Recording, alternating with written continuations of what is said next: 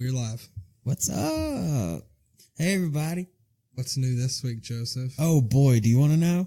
No, but you're going to tell me. Current events. I hurt my shoulder. Because he's a bitch.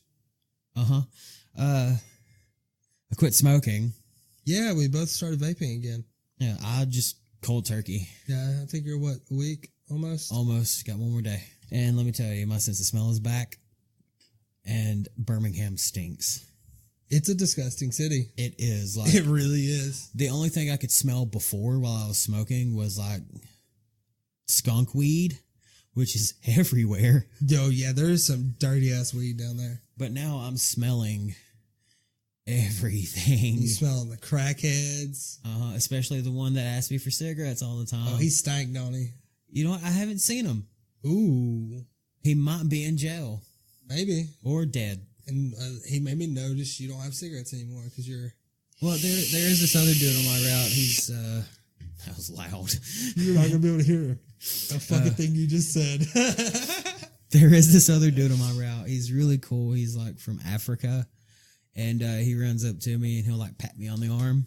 Does he have like the accent? Yeah. Okay. He'll be, cigarette. I'm like... Yeah, I'd give him one and I'd let him use my lighter. He's cool. He's fine. Yeah. He's not a crackhead. Discrimination. Definition. He lives in a good neighborhood. Yeah. He's cool. He's kind of off, but he's all right. He's probably not allowed to smoke. No, he walked up in the house smoking that shit. Oh, okay. So fuck it. Like, he'll just like walk around his neighborhood. It's like a little circle. He'll walk around it. And he ran up to me at the stop sign where he's like, cigarette? I was like, oh, dude, I'm so sorry. I just quit smoking like 2 days ago. And he's like, oh, shit. He don't have you to depend on now, man. Like, I've almost felt bad and almost bought him a pack of cigarettes. But the mentality of buying a pack of cigarettes, like if I were to buy one, then I'd want to buy a pack for myself. Yeah. Keep it as a air quotations panic pack and then get into it. Yeah. I'm steering away from it. Completely. But yeah, it's been a week, and they say that the first week is the hardest, and the third day is the worst. You're still getting nicotine, so it's not as bad as quitting cold turkey, because you are vaping, so. I don't smell. And the thing is, we vape larger devices with sub-ohm tanks. We didn't switch to, vaping 18 nic like they recommend when you smoke a pack or two a day. Yeah, I cut the fuck down. We vape at 3. Is a lot less, but like I thought I'd be more cranky than what I anticipated, but I'm good. But we vape a lot. Yeah, I think I bought this mod and I've put like 2,000 hits on it in 2 days. Like it's a lot of vaping. But that's because we vape such low nicotine accounts. Yeah, mine's amounts, 622 from.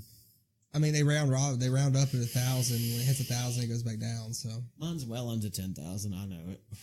Yeah, but we're getting sidetracked. Let's do what we're supposed to do. We're doing part 2, right? Part 2 of the Black Dhalia murder, aka Elizabeth Short, aka yeah.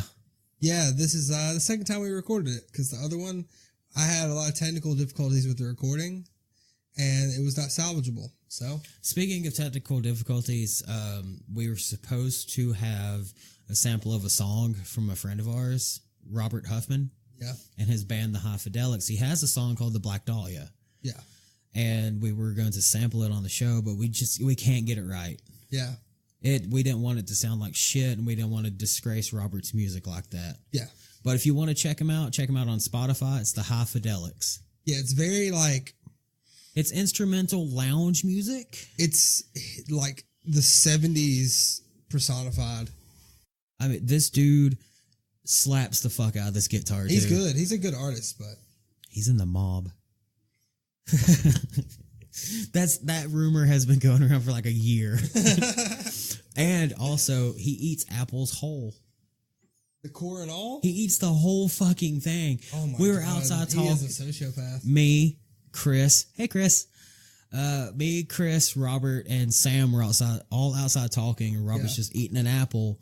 And then I'm talking to Sam, and I was like, hang on, Sam, Robert, did you just bite into the fucking core? And he's like, yeah. Why?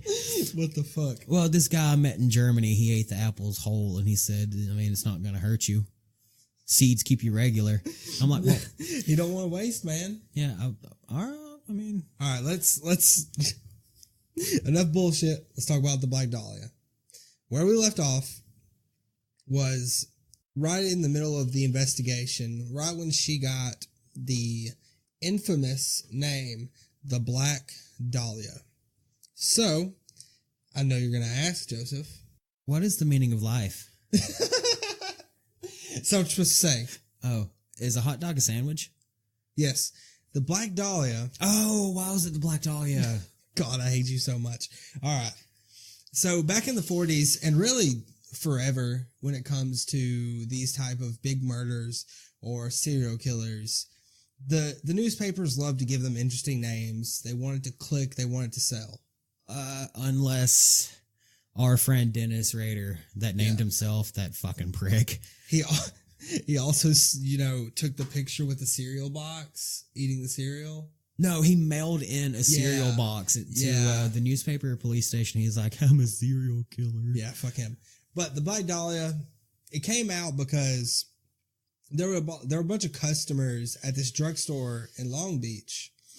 And every time they saw Elizabeth Short, they would call her the Black Dahlia in reference to the murder mystery film, The Blue Dahlia, that came out just like 9 months prior. And everyone remembered her because she had black hair. She always wore black, and she had a really fair complexion. She was almost like a goth chick in the 40s. That's how she dressed. That's how she looked. Very pale, black hair, black clothes. So they nicknamed her the Black Dahlia. Metal. 100%, dude. She would 100% be that type of girl now. Well, back then it wasn't called That's So Metal. It's That's So Doo-wop. Shut up. Oh my God. I can't do anything with you. Before it was the Black Dahlia, it was called the Werewolf Murder, which in my opinion sounds a lot better. It's brutal. Gnarly. That is brutal as shit. But some reporter found out about the nickname Black Dahlia, so they all just started importing the name because it sold better. But there were still some sources that referred to her killer as the werewolf, which in my opinion, that's gnarly as shit and sounds amazing. That would have sounded so much better, the werewolf murder, instead of the Black Dahlia murder. Because the werewolf murder, you'd get more people interested in it, thinking, back then people believed fucking anything. Yeah, true. Like, you remember the War of the Worlds? Mm-hmm. Yeah, they fucking believe that shit. Yeah, I know. The werewolf murders, there's a werewolf in Hollywood. There might be. There is. He's in front of Madame Tussauds. Not Madame Tussauds. He's in front of the Chinese theater. He's one of the guys that you give money to take a picture. Anyways, all right. That's where the name the Black Dahlia came from. Was they wanted a catchy name that was better than the werewolf murders, and it actually personified her. Let's get into the investigation. Anytime you bring up the Black Dahlia murder, what do you think of? The band. Death metal. That's why it was so hard to do research for this. Yeah, I got band. Trapped listening to their music. I saw a guy at the mall today. Me and Amanda went to get food, and this man was wearing a Black Dahlia murder hoodie.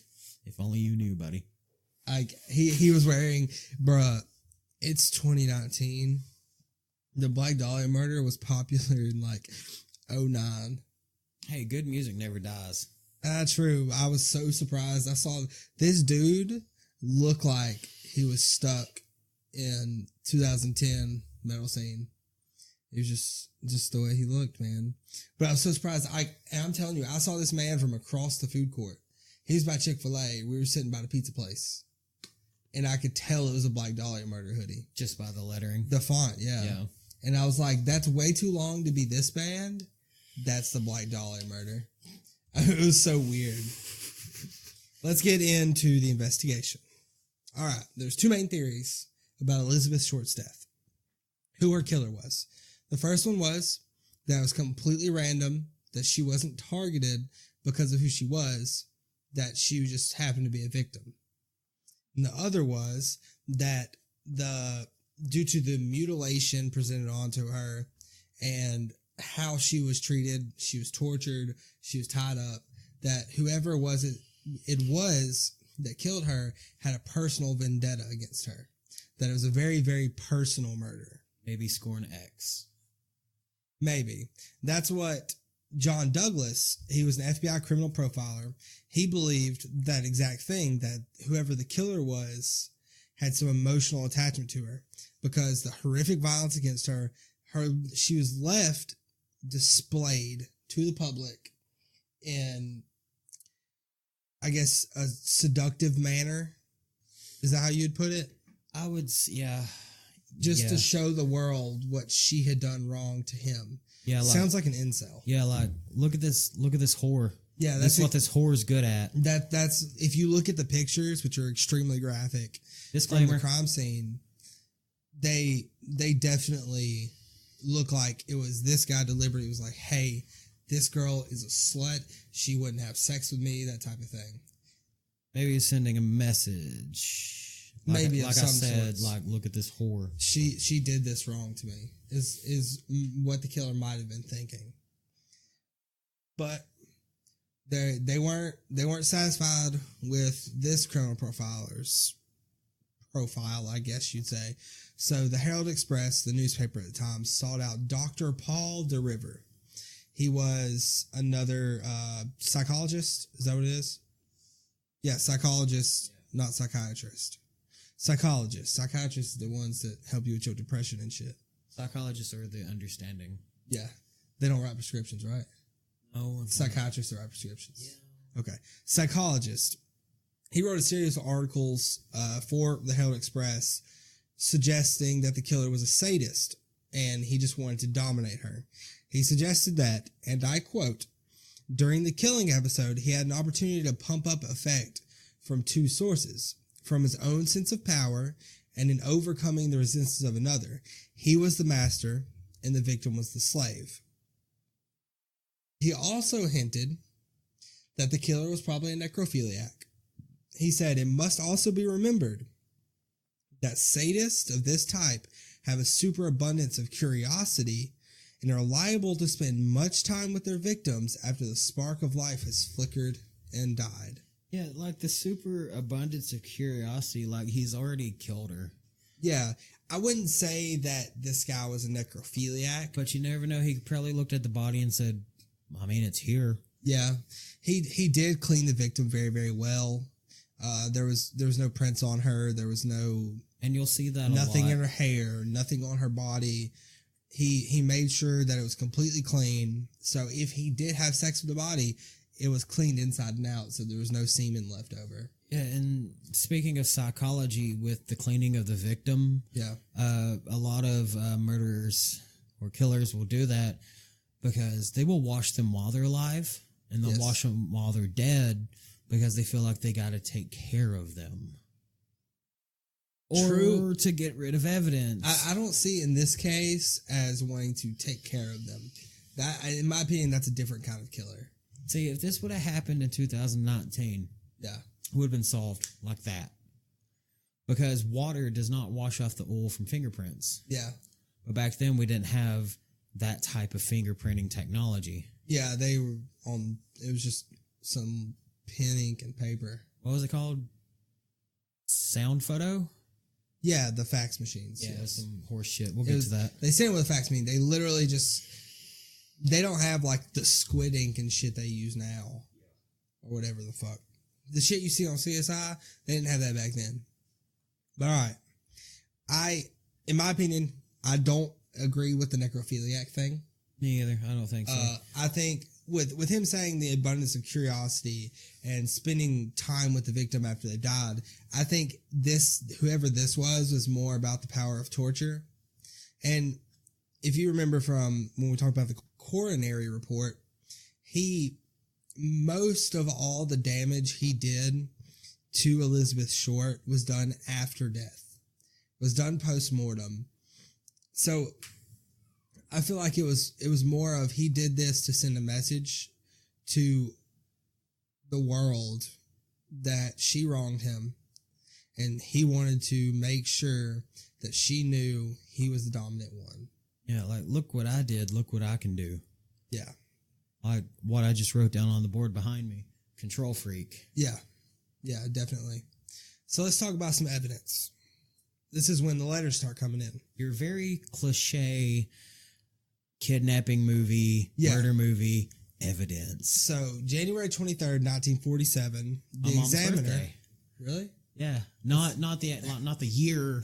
She wasn't that old. 1961, but January 23rd. Yeah. Okay. So the Examiner, which is another newspaper at the time, they received a call from a man claiming to be the killer. He called and told the editor, which his name is J.H. Richardson, that he was upset with the way the story was being told in the papers. Obviously, they don't know shit, so they're going to be telling it wrong. Okay, so this dude was keeping track of the story in the newspapers, and he was unhappy with the way that they were telling it. So he's like, "Nah, this what happened." It's an infamy murder. He wants to be recognized. Yeah. But he doesn't want to get caught. Yeah. Bitch. You're an idiot. So he offered to mail Elizabeth Short's belongings to the paper to prove that he's the one that killed her, which still, that doesn't prove it. But he sent in the package, and he said the Examiner received a package and a letter that was formulated from magazine clippings from an anonymous sender the following day. Cliche. So this package included Elizabeth Short's birth certificate, her business card, photographs, and an address book with the name Mark Hansen on the cover. Business card? I think it was just random business cards. Maybe it was like the way we give resumes out today. Yeah, maybe. Because she was an aspiring actress. It doesn't say, I guess the business cards weren't important enough because it doesn't say who the business cards were for, what name was on them. Maybe it was her name on them. I don't know. Maybe it was kind of like today's two forms of identification. Maybe. But with this address book that had Mark Hansen's name on it, that made him a prime suspect in the murder because they had a past. Elizabeth lived with him before while she was couch surfing, basically. So I guess they were just grasping for straws for suspects that they jumped to be like, oh, we saw his name. Absolutely. They wanted to get it solved as fast as possible because nobody wants to look like an idiot. Especially in such a high-profile murder. And especially one of the biggest cities in America. Yeah. But more evidence. After that was sent in, the same day that package was received, the police found... Why do I say police so weird? I don't know why I say police so weird. Woot, woot. The police found Elizabeth Short's handbag and shoe in a trash can that same day that they received the package. The items were found it was a few miles away from the vacant lot where the body was dumped. And they were identified by Red, which you remember from earlier, and they no longer saw him as a suspect. They just need somebody to identify that they belong to her. And a lot of people think this was a major mistake on the killer's part, which I don't agree with, because with how careful he was, there's no way he did this on accident. Well, killers always return to the scene of the crime. Not always, but majority of the time they do. With a killer like this, I would agree with that. Because they like you said, infamy killer. He came back to see the yellow tape, the crowds that are still around this lot, because he wants to see what he did. Especially with how he was unhappy with how it was being handled. Yeah. Maybe he likes the thrill of the chase. Yeah. So he went back and dumped this stuff for them to find. I'm thinking that he wanted to get caught. That's why he dumped it so close to the lot. Like, he wanted a beat cop to walk up to him and be like, hey, what are you doing? Yeah. Is that evidence? Who's that to? Is that for the Elizabeth Short murder? Yeah. It also could be that he could be one of those killers that like to help with the investigation. Yeah. You know what I mean? Just like... the ones that hide in plain sight. He'll come out like a lot of Angel of Deaths are. And there was a killer I was thinking of, but my brain cannot. Are you thinking of Henry Lee Lucas? Because he used to just like admit to crimes just to get out of fucking jail. No. There's somebody else I was thinking of. My brain's Yeah, like Angel of Death killers, which you'll see with doctors, EMTs, and nurses. Firefighters, those are the firebugs. They will set fires. To put them out. Especially close to retirement because they feel like that they got to go out in a blaze, pun intended, of glory. Yeah. But Angels of Death, if you don't know what that is, an Angel of Death is a mindset with doctors, EMTs, and nurses that they will purposely almost kill a patient just to swing in and save the day. So they're your classic narcissist. Yeah. They want to feel the power of saving someone and say that where they are, for example, isn't a high-risk neighborhood. The hospital they're in isn't high risk. There's not enough people coming in that need saving. They have such a narcissistic behavior that they'll put someone on the brink of death so they can bring them back. And be like, hey, look what I did. Yeah. But sometimes they fuck up, and that's how they get caught. Yeah, there's many Angels of Death. Well, we're going to do an episode on Angels of Death one day. Because they're some of the most interesting out there. Back to Elizabeth Short. You're going off on tangents. But they were trying to say that the location of these items that were found were a big mistake by the killer. I don't think so. That it does say it revealed that the killer was within walking distance of where they found the bag and shoe and the vacant lot. So almost like, they could try and triangulate the area. Like throw out a grid. Yeah.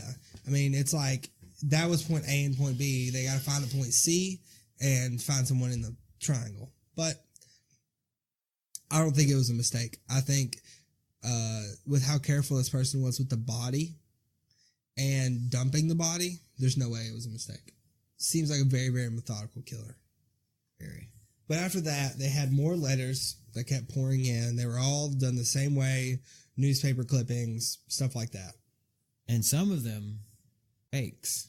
Oh, a ton of them were fake. One of the letters did read, though, I will give up in Dahlia killing if I get 10 years. Don't try to find me. Okay. Essentially saying, if he only got put in jail for 10 years, he'll tell you he did it. Well, he's contradicting himself. He's like, I did it, but don't find me. Yeah, don't try to look for me, but if you promise me I can get 10 years, I'll give it up. Like, how we gonna give you 10 years if you ain't come? Boys, shut up. Give us a hint. Sit your ass down. What's the somewhere. first letter of your first name? We'll figure it out. Just sit your ass down somewhere. But like Joseph said, a lot of the anonymous tips, a ton of them were fake. This happens with all these type of murder cases, like the Zodiac. Right, because the Zodiac was the same way. There was tons of ciphers that were sent in that were fake.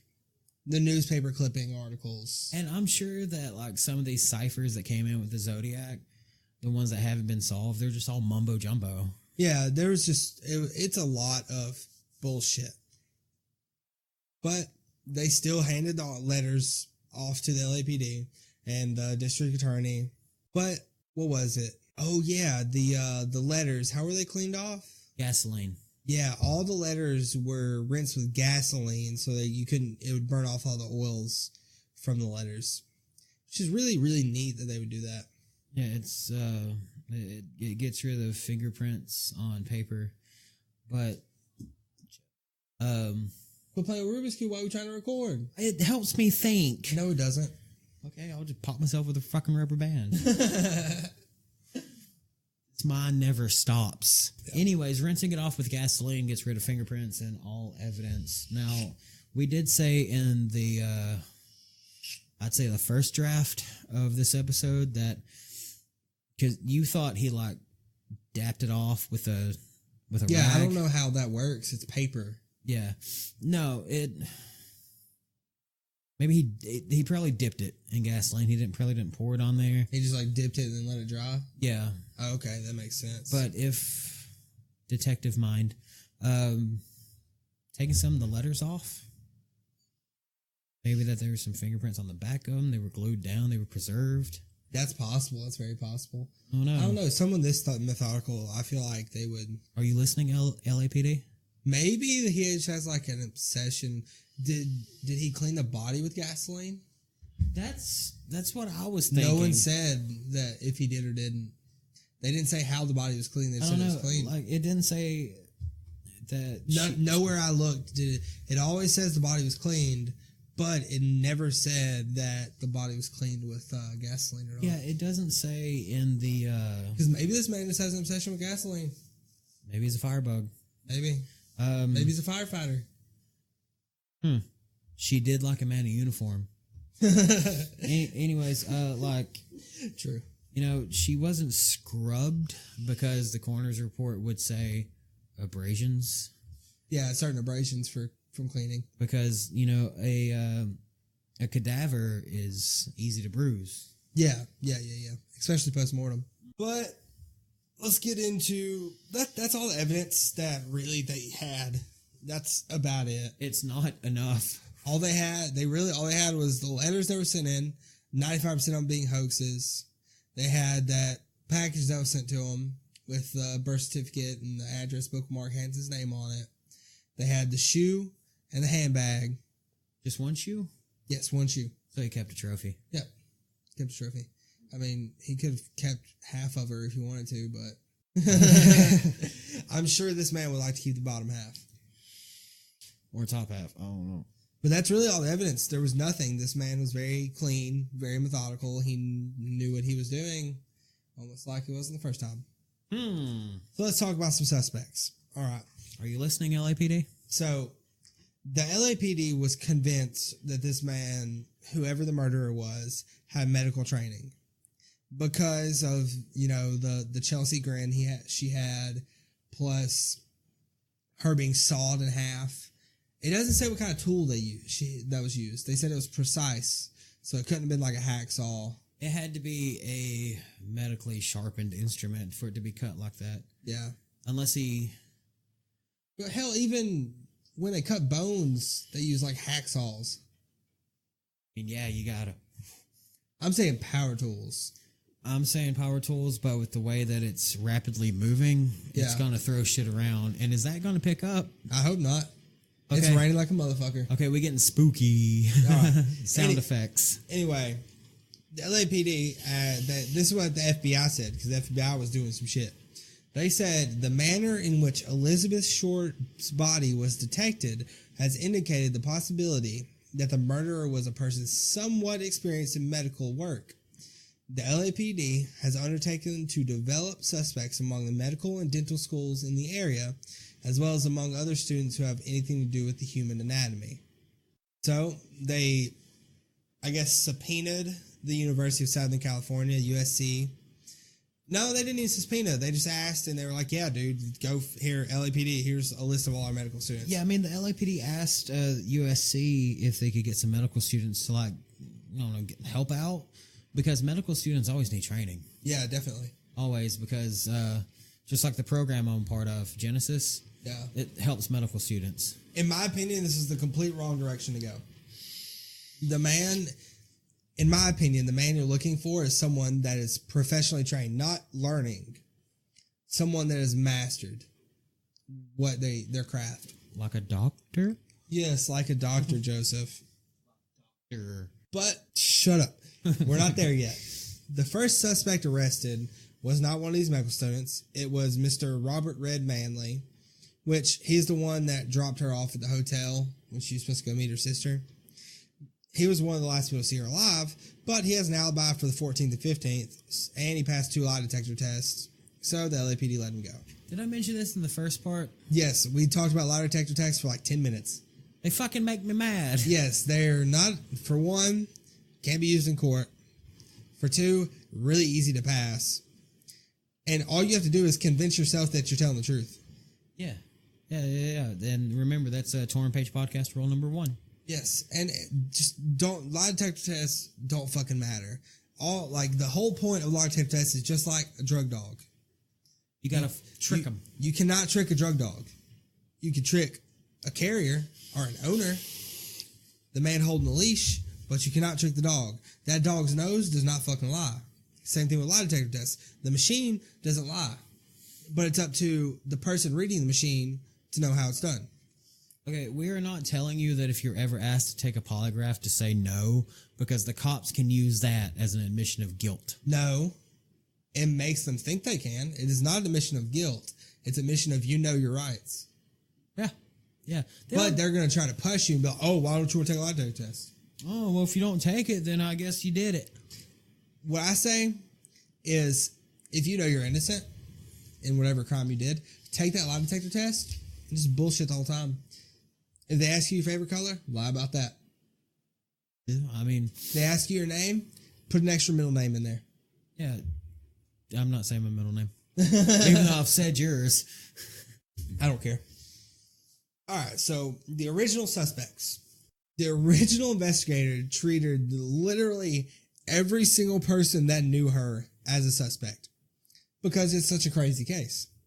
So by June 1947, which is 6 months after the murder? Yeah, she was murdered in January. 6 months after, they have processed and had eliminated a list of 75 people. By December next year, so almost 2 years after the murder, they had considered 192 suspects in total. That's a lot of manpower wasted. Guess how many people confessed to the murder? 6. 60. Oh. 60 people confessed to the murder, but only 22 people were considered viable suspects by the Los Angeles District Attorney. We're not going to talk about all 22 of these. Even though one of them is funny. Okay, I'm going to walk through them. Okay. Mark Hansen, which is still considered a viable suspect to this day. Carl Bausinger, doesn't matter. C. Welsh, don't matter. Sergeant Chuck, they don't know his real name. John D. Wade, Joe Scalise, James Nemo, Maurice Clement, a Chicago police officer. Okay. I'm telling you, these are the legit suspects from the history books. Salvador Torres Vera. Dr. George Hodel, Marvin Margolis. Dr. George Hodel is still a current suspect to this day. Glenn Wolfe, Michael Anthony Otero, George Bacchus, Francis Campbell, and this is in quotes says queer woman surgeon. That's all it says. I don't understand that whatsoever. Dr. Paul de Gaston, Dr. A.E. Bricks, Dr. M.M. Schwartz, Dr. Arthur McGinnis Faught, and then Dr. Patrick S. O'Reilly, which is a current suspect to this day. Right now, I don't want to go to, there's about 10 current suspects, okay? I don't want to go through all of them. I'm going to go through the top 3 when we get there. Whenever we end this out, we're going to talk about the last 3 suspects. And I'm going to go detective mode. Yes. But first, we're going to talk, I don't really want to dive deep into this because I have not played it. I have, and... L.A. Noire. Let me just break it down. Okay, it was published by Rockstar in 2011. It is a video game set in L.A. in 1947, and it explores the darker sides of Hollywood. Yeah, you start out as a beat cop, then you go to traffic, then you go to other departments. Homicide. Then you go up to Vice, and then you get a demotion to arson. Yeah, and that's where the game ends. It's like you play through these different divisions, investigating different areas of crime. So, I mean, patrol, then traffic. Then when you get to homicide, you start investigating these murders. And then Vice, you get even harder into them. And one of the murders happens to be the Black Dhalia murder, the actual Elizabeth Short. Yes. And that's why I love this game so much, because it's so not in depth because it's a fucking video game. Don't they like expand into it to make it like a serial killer? Yeah, and you find out who the serial killer is and all that shit. Yeah. But fun fact for people that have played the game and know how it ends, the big guy at the end, you can actually... You can spoil the game. It is 8 years old. In the beginning of the game, if you go to a certain area, you'll see a billboard for a guy that's building houses for returning vets from the war. Okay. That's the guy. That's the guy at the end of the game. That's the guy that killed the 6 women? No, he's the arson guy. So he's burning down houses to build houses. That's what he was doing. He was building these veteran homes. and then he was using cheap material to build them, and then they would catch fire, and he'd cash in on the insurance money. Got you. Yeah. Okay. Those missions are fucking brutal. Yeah, you do all the interrogations yourself, all that stuff. No, the arson ones, you walk into one and there's 3 charred bodies in the fucking living room. You get too close to them, they'll go. Phew. Yeah, it's Rockstar. They do that shit right. All right, let's talk about some theories before we talk about the suspects and get into our theories. Okay. The first theory is of a possible serial killer. Okay. So, a year before she was murdered, before Elizabeth Short was murdered, a 6-year-old named Susan Degnan was kidnapped from her home in Chicago, January 1946. And then an anonymous tip came in a few days later, leading the police to find portions of her dismembered body in the sewers nearby. Okay. A man named Hector Verberg, who was a janitor in the building where they lived, was originally arrested for it. Chicago police claimed they solved the case, which cops do all the time. They jump to conclusions when they didn't do it. He did it, we're done. But he was released several days later, no charges, and awarded $20,000 for false arrest and police brutality. Which 2 years. $20,000? In what year? 1946. I'm about to look it up real quick. $20,000 in 1946 would be about $257,000. Yeah, and back then he could have got him a nice fucking Chrysler.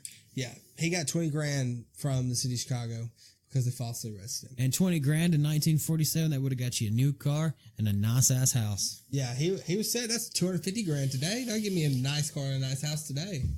Shit. Yeah, I'd be fucking that shit up. What's up? I'd still drive the same car. You'd get a newer Taco. No, I'd keep that one. I'd just do some modifications to it and make it look better. Rally truck. All right. So he was arrested, released, and then this man named William Herons was arrested in the summer of 1946. She was killed in January, remember. He was arrested that summer for committing a burglary in the neighborhood.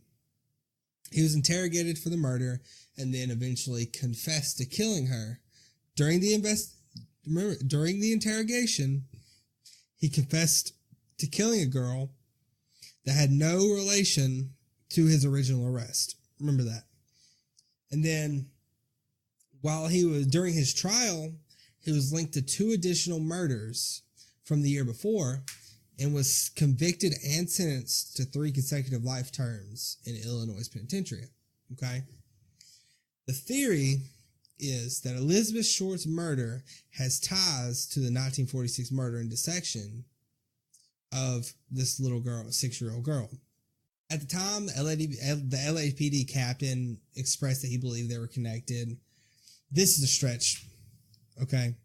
Elizabeth Short's body was found on Norton Avenue, which is 3 squares west of Degnan Boulevard, right?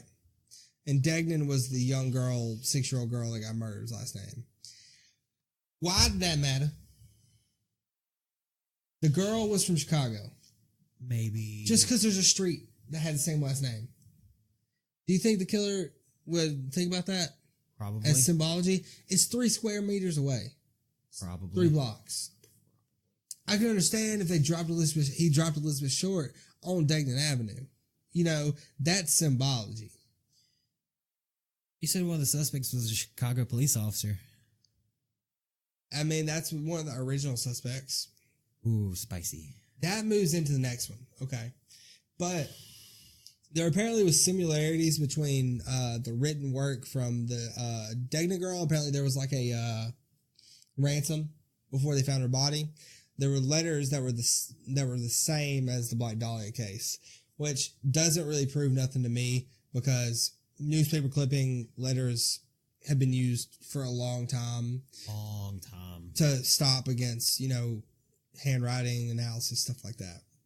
Yeah, because not like we have nowadays where you can send an encrypted text and then destroy all the evidence that you sent it. The only really, in my opinion, the only thing that links these 2 murders is that they were both dismembered, but in different ways and drained of their blood. See, the little girl, this is so weird to talk about. The 6-year-old was quartered. Yeah, right. Which quartered is just you chop the arms and legs off. That's basically what it is. And you leave the torso. Was her head? Yeah, head was attached. She was basically quartered from what I remember. I had to do different research to look at it. But she was basically quartered. Elizabeth Short was just cut in half. And she was dumped publicly as the little girl was dumped in a sewer. Completely different MOs. Shit. Completely different MOs.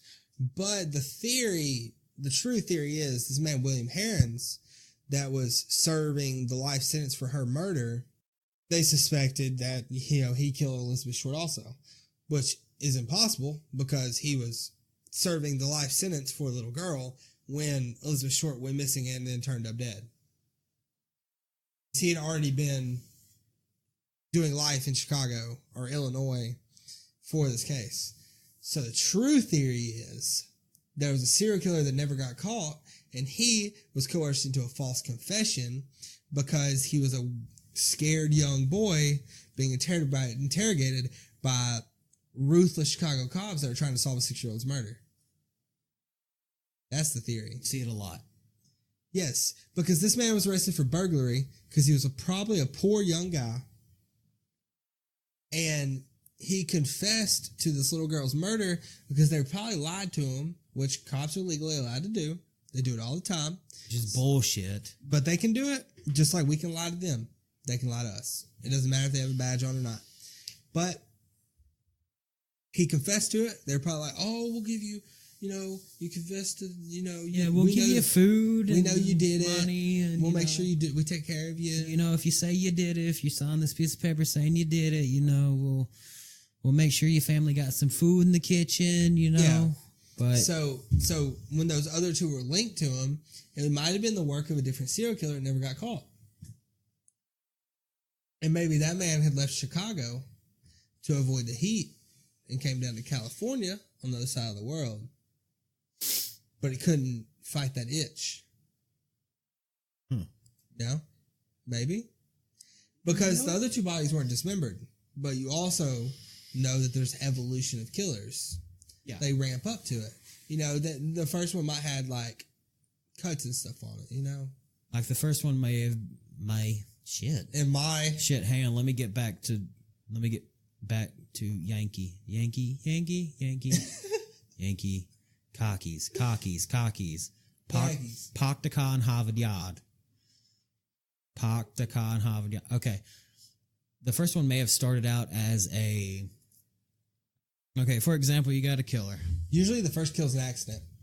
And they get a thrill. Yep. Like, ooh. They nut when the person dies. We'll see. In further episodes, we will discuss that with some serial killers. We're going to discuss nutting. Let's go. With serial killers that can't get off, like, with normal sexual experiences, but as soon as they fucking stab somebody... Like BTK. Yeah.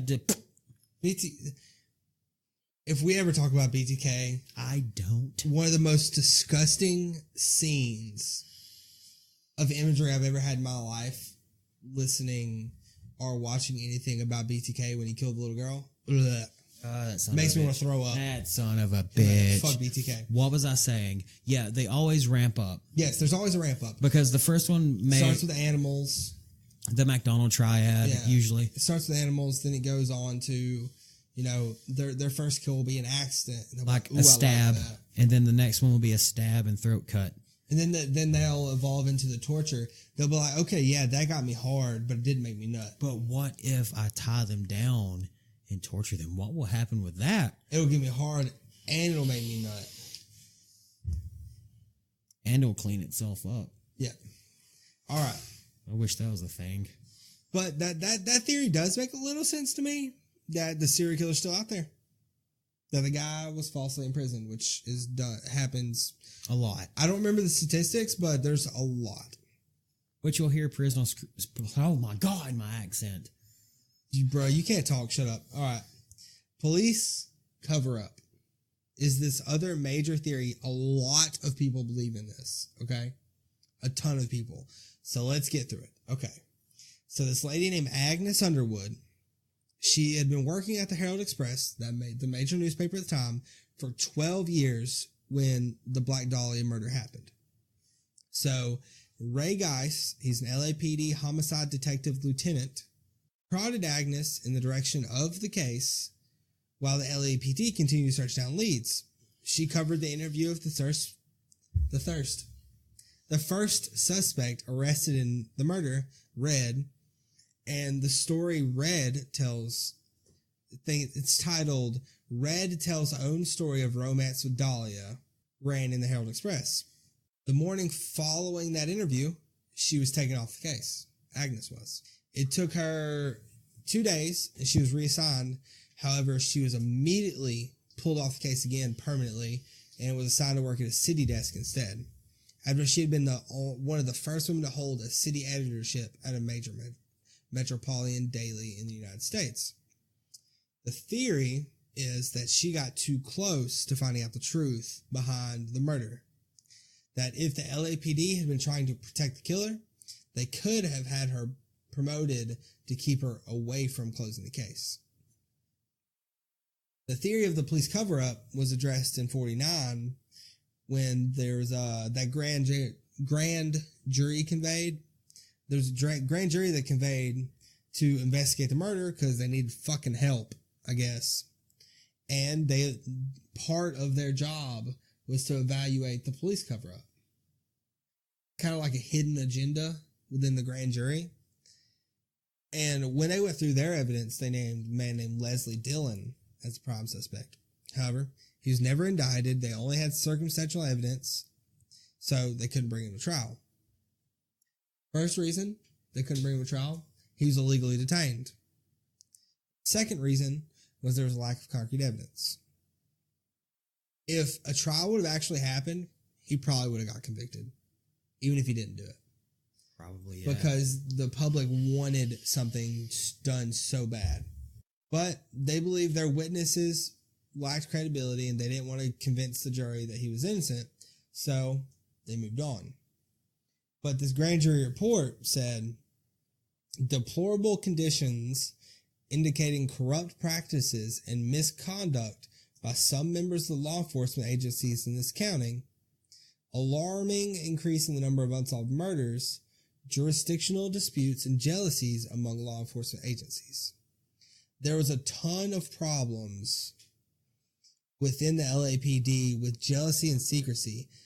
These cops at the time, these cops were finding out evidence, but not telling other cops because they wanted to solve the case. Yeah, everybody got a. They wanted the Black Dahlia murder to be on their badge. Yeah, they wanted that fucking collar. Yeah, they wanted that collar because, what else would happen? So they're thinking, and the way this theory looks to me is that it was either someone really close to the department or to the government, or there was like three people. There was probably somebody that knew it, but didn't have the authority to go for it. Do you know what I mean? I don't know. There was a ton of just jealousy and secrecy, which caused the whole LAPD to shake up their entire system. The police chief had to step down. They moved people like lieutenants out of lieutenant spots just because, all of it got fucked up. So that's the police cover up. It didn't make a lot of sense. It did make a lot of sense when I was reading it, but I don't know. I don't truly believe in it too much. But we're going to talk about the final three suspects. You got to remember, there was very little forensic evidence. Okay. We'll start with Leslie Dillon. So Leslie Dillon was 27-year-olds. Yeah, you see what I fucking deal with? I'm retarded. Okay. 27 years old. He was a bellhop, an aspiring writer, and he had previously been a mortician's assistant. Here's your knowledge. So that's the knowledge of hacking up bodies. So in October 1948, Dillon wrote to LAPD psychiatrist DeRiver, the guy from the Herald Express, and told DeRiver that he heard about the case from a True Detective magazine where DeRiver spoke on it. He wanted to hear DeRiver's theories on the case because he had an interest in sadism and sexual psychopaths and wanted to write a book on those subjects.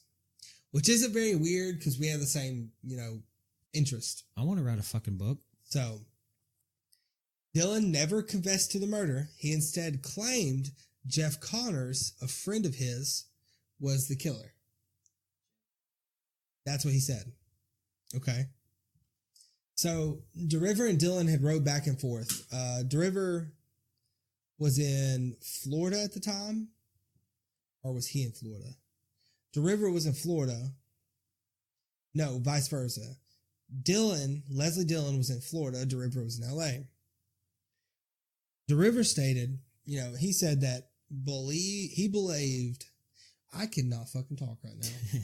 He believed that Connors was not real. That's why we didn't need to do vocal exercises before we recorded. Do it. Paktakan Havadiyad. Paktakan Haviyah. Paktakan Havadiyad. Paktakan Haviyah. There you go, you're good. All right. But DeRiver, just like me, believes that Connors wasn't fucking real. It was that whole thing like asking for a friend.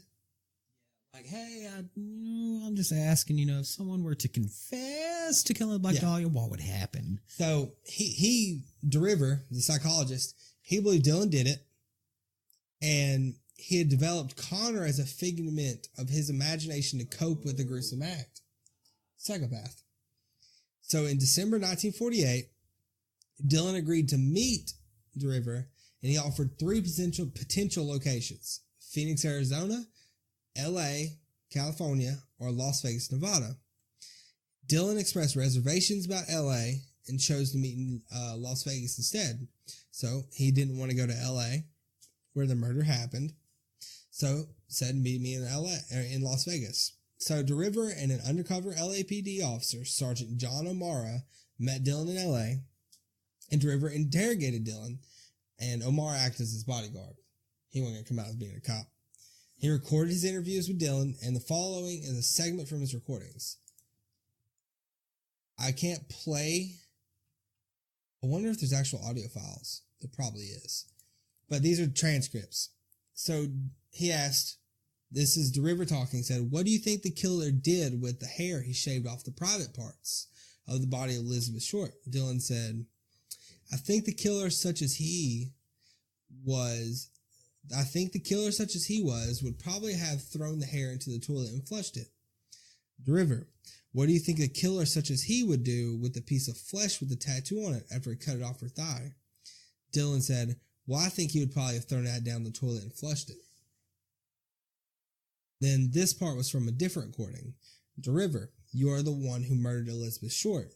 Dylan, Dr. DeRiver, the trouble with this is that you first reach your own conclusions about this case, and then you try to dig up things to prove that your conclusions are correct. DeRiver said, what do you think I am, a child? What do you mean by talking to me that way? I'm a person who's been around. Did Dylan have a very suspicious looking mustache? He had a pencil mustache. Yes, pencil stash. Was it like sideways and could you see the glue? No. Oh, okay. No, it wasn't him. It was a pencil stash. Not guilty. So the undercover cop also remembered Dylan talked about bleeding a body prior to embalming by making an incision on the upper thigh and inserting a tube to drain. So he had the medical experience. To sever the carotid artery. Yes, and to drain the blood and to cut a body in half. But Dylan had hoped to return to California with DeRiver and O'Mara to show them his friend John Connors because they believed he wasn't real. When they arrived in San Francisco, they searched for Jeff Connors, but had difficulty locating him. The LAPD confronted Dylan, trapping him with the purpose of getting a confession out of him, which is a problem. But he eventually offered the police intimate details about the murder that the investigators had been struggling to explain. Dylan had been held against his will in a hotel near LA and had been denied his constitutional rights. An undercover officer handcuffed him and took him into custody at the Highland Park Station on January 10th, 1949. Illegal detainment, which is going to ruin your whole fucking case. If he did it, he got off because this dumbass undercover officer handcuffed him and took him to custody. Yeah.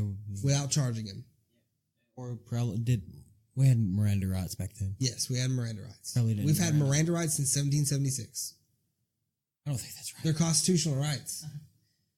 I really don't know if that's true, but but Detective Finnis Brown and Harry Hansen questioned Dillon the evening of January 10th. The following night, LAPD received a call from San Francisco saying they found Jeff Connors, but his real name was Artie Lane. Artie Lane had lived in LA at the time of Elizabeth Short's murder and worked as a maintenance man at Columbia Studios. There had been speculation that Artie Lane and Leslie Dillon could have been the same man, but they never confirmed the theory. It's possible. Was Columbia Studios where Elizabeth did hang out a lot because she wanted to be an actress. But by the end of that year, they were no longer interested in Dillon. They concluded that he was most likely in San Francisco when the murder took place. However, they could not place him in there. In fact, the police could not account for his whereabouts between January 9th and January 15th, the days when she was missing. They couldn't account for his whereabouts. He had no alibi. But he later filed a $100,000 claim against the city of LA for how he was treating the case. And won. Nope, the lawsuit was dropped when the LAPD discovered that he was wanted by the Santa Monica police for robbing a hotel. Yeah. Sounds like a stand-up guy. So Leslie Dillon, very, very good suspect. Very. I mean, the whole time you were talking, I wrote... Yeah, he's been doing some chicken scratch on the dry erase board. But yeah, he definitely, he made up somebody that might have been a different person, that also might have been him. He had the knowledge to do it. If he was, in fact, the same person as Artie Lane, which was the same person as Jeff Connors, he would have been in the area at the time at Columbia Studios where Elizabeth was. Oh, I just got a light bulb. Wait, okay. Connor's first name was what? Jeff. Fuck. What? I thought it was John, then I was about to make a Terminator joke, but go on. Okay, so it says that he was a maintenance man. Okay, so there was speculation Artie Lane and Leslie Dillon were the same person. Artie Lane was the name he went by when he worked at Columbia Studios. Because back then, you could just say, hey, I'm this person, and it didn't fucking matter. They give you a job. Yeah, just like IDs back then didn't have photos. Yeah, okay. So, Artie Lane was a maintenance man at a movie studio production site, right? Yeah, I saw that. That's not where I'm going. I'm going with more of the incel route. Oh my god. Listen. This is ugly fucking... He's not very attractive. He's a fucking nerd. Nerd. My man's got Dumbo ears. Did you say pencil mustache? Yes. Oh my god. No. Okay, this is what I'm going at. Elizabeth Short's very attractive. Wants to be an actress. And from what everyone said, she's extremely nice. And she would probably do whatever to achieve her dream. That's not what I'm saying. I'm not going casting couch route. Oh. I'm talking about this guy was a maintenance man, possibly saw her and had that infatuation. You know how, like, I can't remember the name for it, the life of me. I've tried to look it up, can't think about it. There's a name for it where a woman, you have a popular person, a celebrity, for example, which is now classified as having 30,000 followers on a social media account. Oh, Jesus. That's how it's classified now. So we get 30,000 followers when we're celebrities. Technically. Okay. Come on. There's this theory, right? That if a celebrity is nice to a fan, then that fan can do whatever they want with that celebrity. God damn it. They get that thought in their mind that, say you're a fan of Halle Berry. You meet Halle Berry one time. She's nice to you. She says hey to you and takes a picture with you. You think in your fucked up psychopathic mind she's in love with you. Yeah. And you're going to do whatever you can to be together. Yeah, just like... and it's that thing of, if I can't have you, no one will. And I think that is what went through his fucking mind. Yeah, like the movie... Because he was a low maintenance man that's ugly, had Dumbo ears, and a pencil mustache. She wasn't never going to fuck him.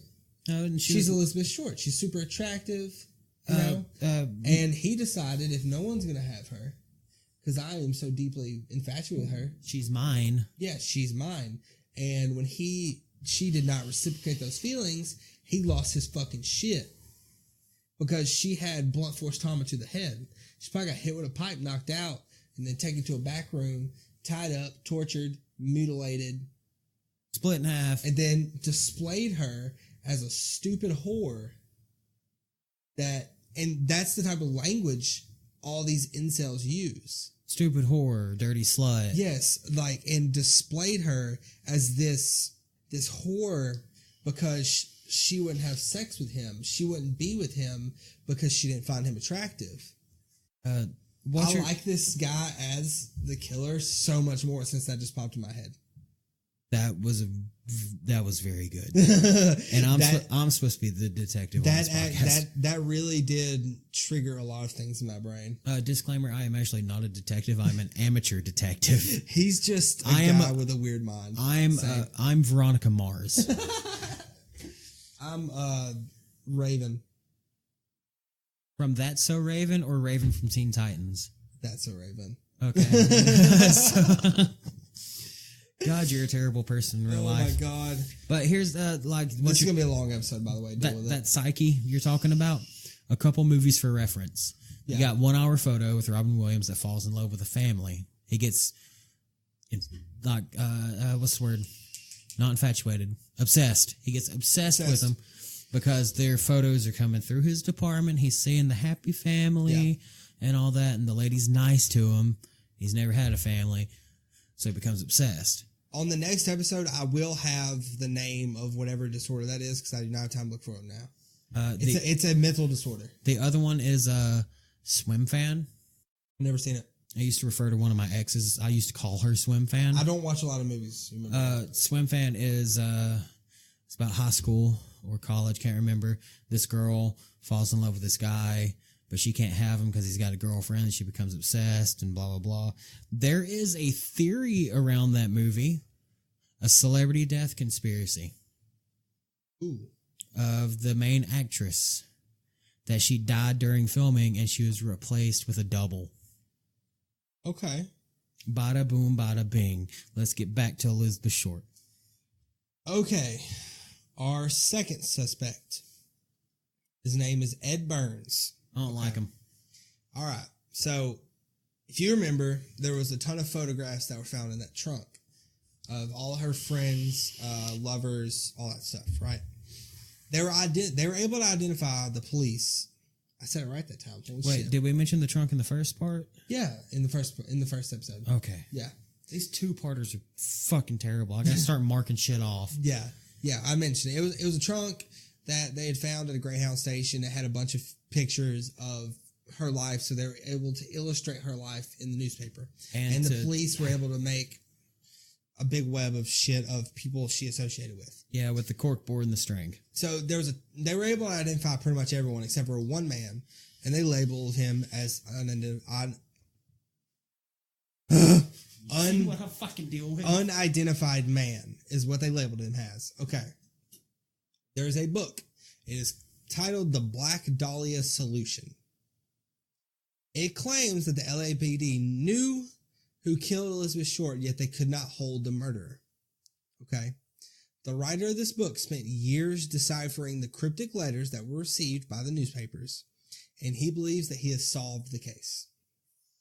The writer accused a man named Ed Burns of being responsible for the murder, yet no other sources have ever brought up him as a suspect. He was never mentioned in any FBI reports or accessible LAPD files. The LAPD never released their files on Elizabeth Short, and yet they had the main jurisdiction. So, that's another reason police covered up thing. Okay. The entirety of the Black Dhalia Solution website is dedicated to explaining what the author believes happened to Elizabeth Short and her killer. So here's a summary. All right. So back to the 6-year-old Susan Degnan. She was kidnapped and murdered in Chicago, January of 96. Her dismembered body parts were found in the sewer.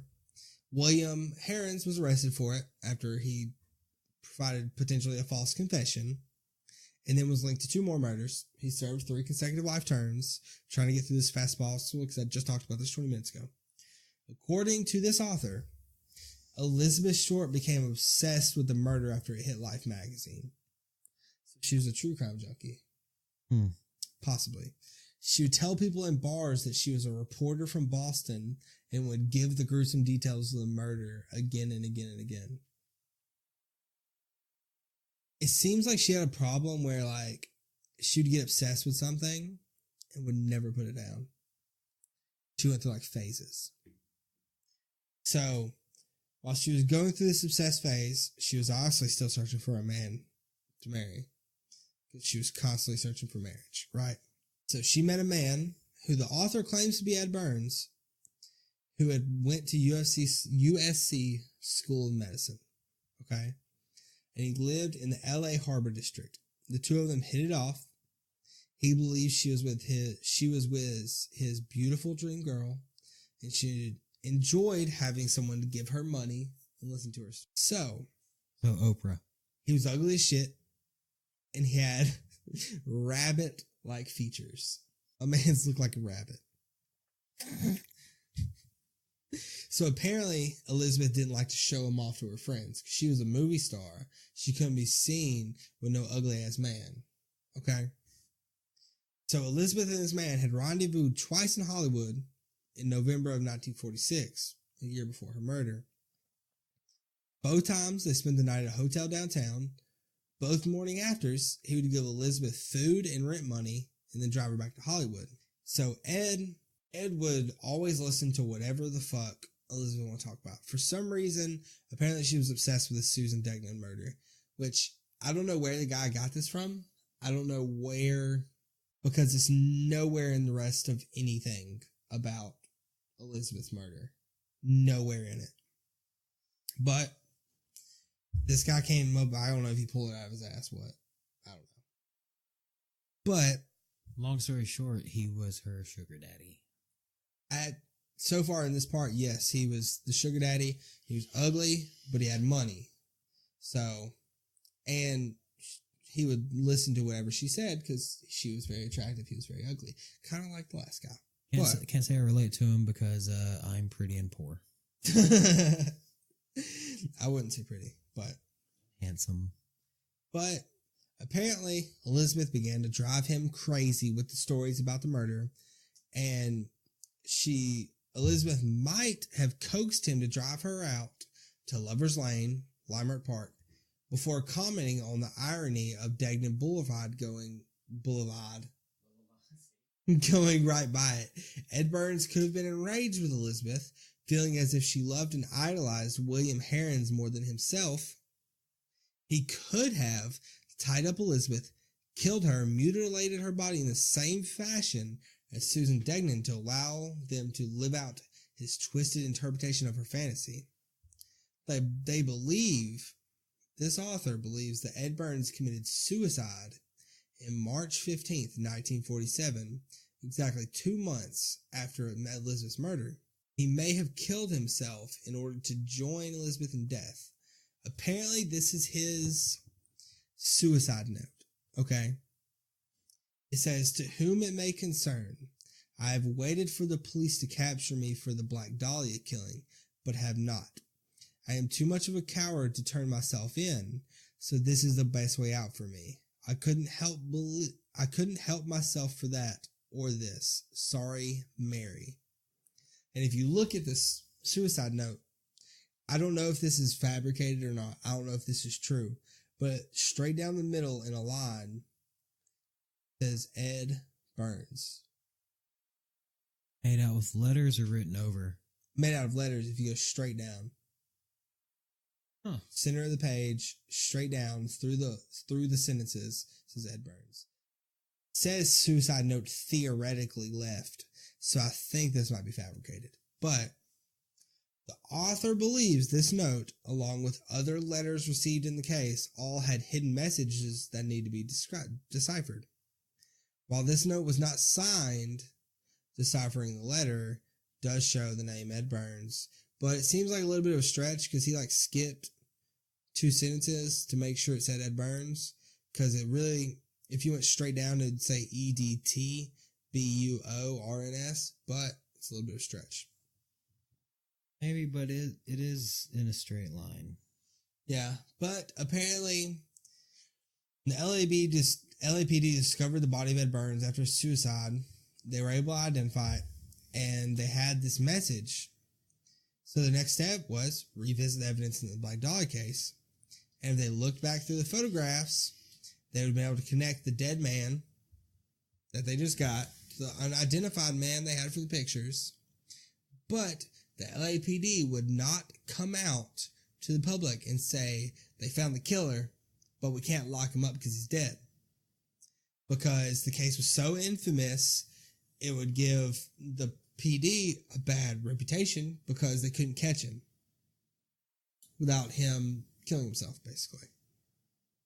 So this is where a lot of that cover-up story comes in, is with this guy, this website author, that's saying, you know, the LAPD are trying to cover it up so they don't look bad because they weren't able to catch him. So instead, they'd rather keep it a cold case for 70 years. I mean, there's a lot. Yeah. But they don't know if that's his suicide note. You know what I mean? I don't remember the name Mary in this entire story, unless I'm just going dumb. Wife, sister. Let me look at, literally under Ed Burns is the only time Mary comes up. Nowhere else in the story. Who are you? So, I don't know who he was apologizing to when he said, sorry, Mary. I don't know. Mom, sister, wife, girlfriend, daughter. No one knows, truly. Truly, no one knows. No one knows. It's a good theory. It is. It is a good theory. There was a lot of problems with the LAPD at the time. And I don't think they would be willing to come out and say that they couldn't solve the case because the man's dead. Which it would give family closure. I mean, they wouldn't be able to lock him up, you know, and get revenge, I guess you'd say. But, all right. Now we can talk about your man. Okay. Okay, before we start this guy, this is the last current suspect that is a true, I guess you'd say, a true suspect. Okay? This is the man Joseph likes for it. I like Leslie Dillon for it because the incel theory. You like George Hodel, right? The more shit you gave me on Leslie Dillon, the more I'm leaning towards him because I have more pros towards it for Leslie Dillon than I do Dr. Hodel. And I pulled that shit straight out my ass. But I've seen that shit happen. I've seen it happen with celebrities. I'm very active on social media. And I see some of the shit some of these females got to deal with is bad. Yeah, because you have... Our next shit show, we're talking... No. Maybe we'll do it in a shit show, but I want to talk about incels and how dangerous they are.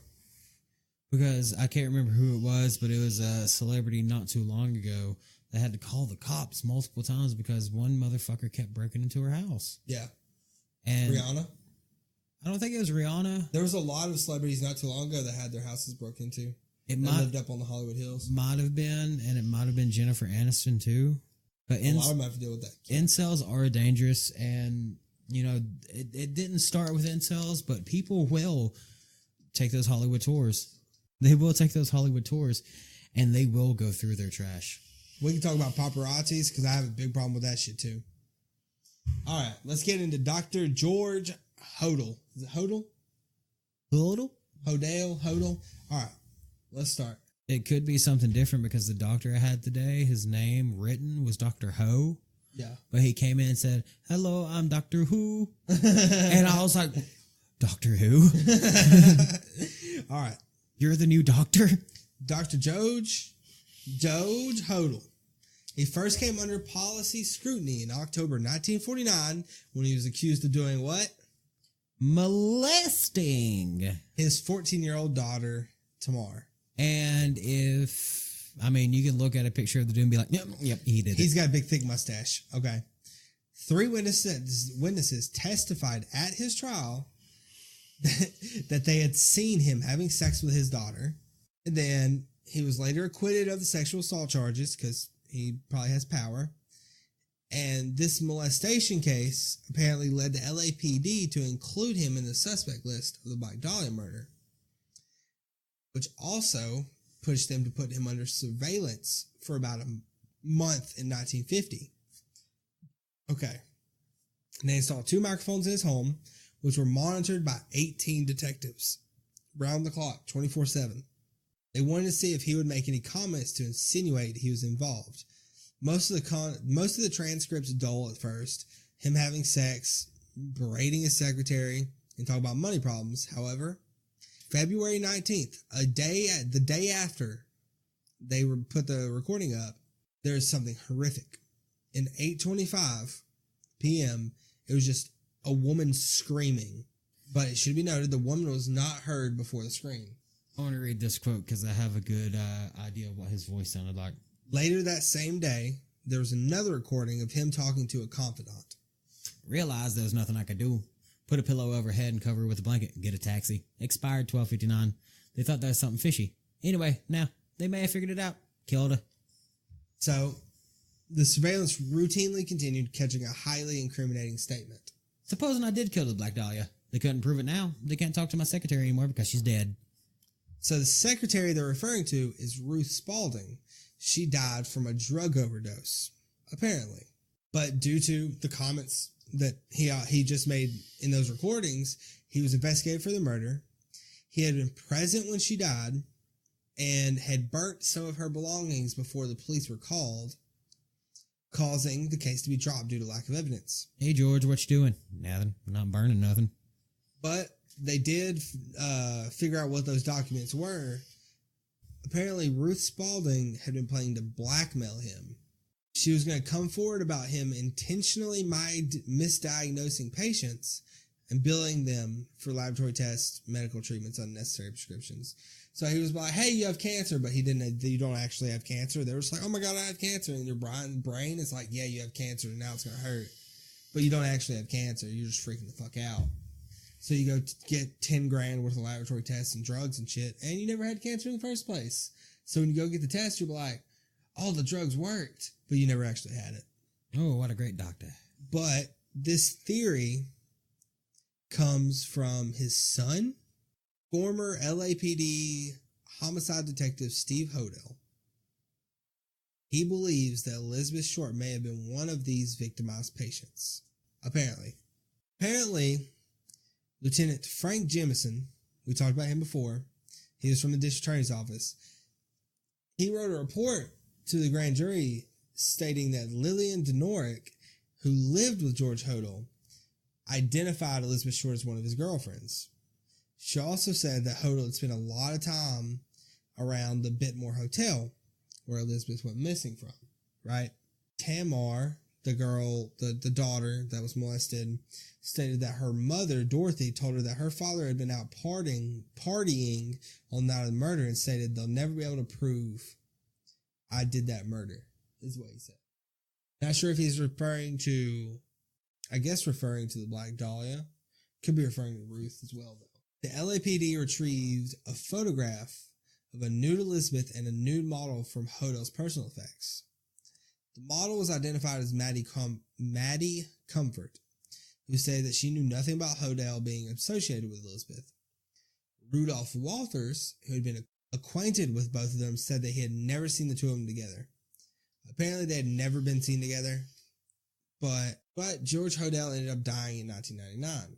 But in 2003, George Hodel's son published the book Black Dhalia Avenger, A Genius for Murder. Not just one. In my opinion, shitty title. Black Dhalia Avenger. A genius. That's just too much. In that book, he claims his father committed the murder and other unsolved murders at the time. Steve Hodel says that he started his investigation to the father when he saw two photographs in his father's photo album that resembled Elizabeth. However, the family insists the photographs were not of her, which that doesn't look like her in my opinion anyway. They did show that one of the girls was not her, but the other one is unidentified. She has a too small of a forehead in that picture. Elizabeth Short got a big old forehead.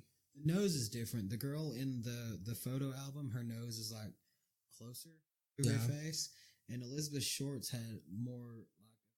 But apparently, the head deputy DA, Stephen Kay, proclaimed, after reading this book and getting the information, that the Black Dhalia case had finally been solved. Others noted that Kay formed his conclusion by believing all of Steve Hodell's statements as fact, but they're all hunches. They're not facts at all. But let's see, Detective Brian Carr, who was the LAPD officer in charge of the case during the time of Stephen Hodell's briefing, he could not believe Kay's response and say that if he ever took a case as weak as Steve Hodell's to a prosecutor, he would be laughed at.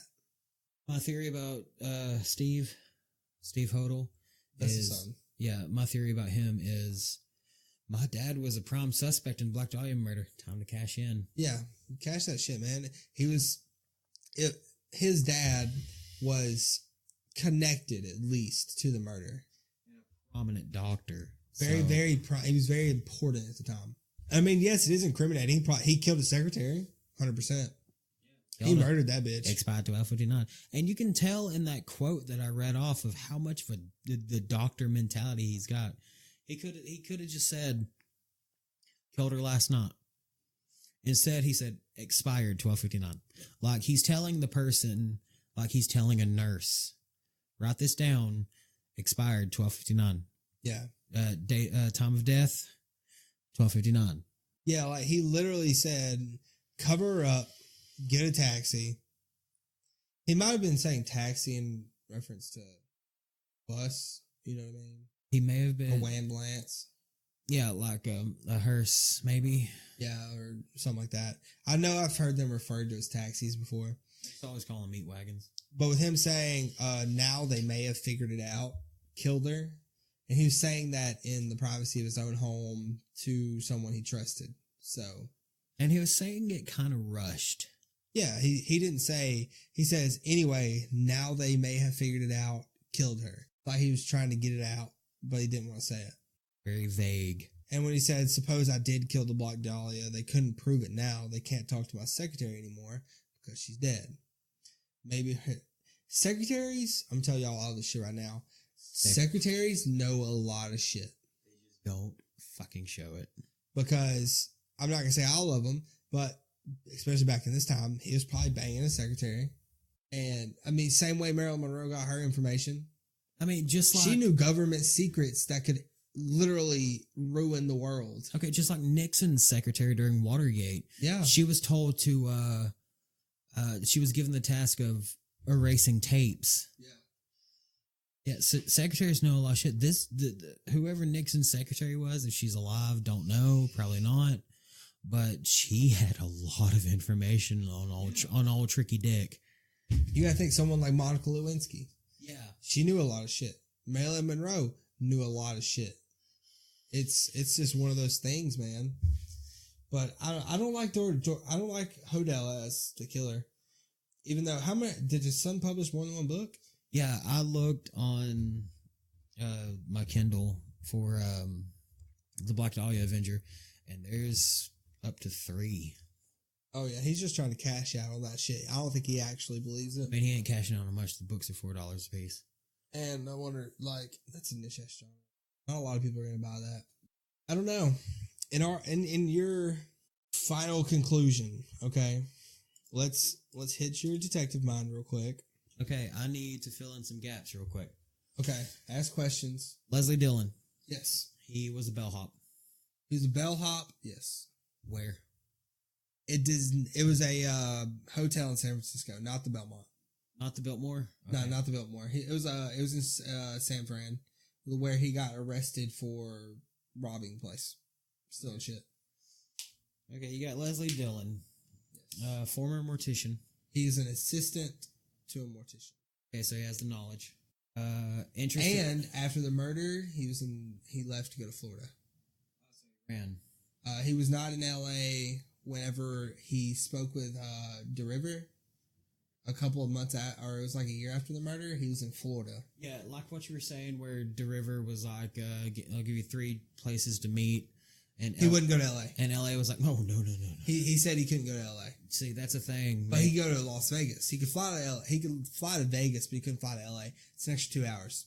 Yeah, just like I said earlier, the killer always returns. But with how much heat this shit was bringing, Yeah. Like everybody was scrambling to find who killed Elizabeth Short. He was trying to include himself back into it without including himself back into it. Yeah, maybe he was too afraid to go back to L.A. because maybe somebody saw him and was like, hey, that's the guy. Yeah, maybe somebody would recognize him. Yeah. Okay, and we got an interest in sadism. Yes, he was very interested in sadism and the psychopathy of killers.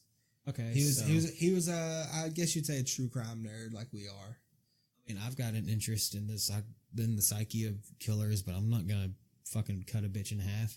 But I don't think his was that kind of interest. I think his was... I think it was a fetish. Yeah, I think it was a little different. Okay, and he worked at a studio. Okay. Okay, this is the thing. There's no proof that he is Jeff Connors. But it is highly speculated that he... Because, in the very beginning, he said, my friend Jeff Connors did it. He believed that his friend Jeff Connors did it, right? Well, when the LAPD tried to find Jeff Connors, he was actually Archie Lang. Archie or RD? Archie. Oh, I wrote down the wrong. Okay. They could not find who Jeff Connors was. No, but they were able to find a man named Artie. A-R-T-I.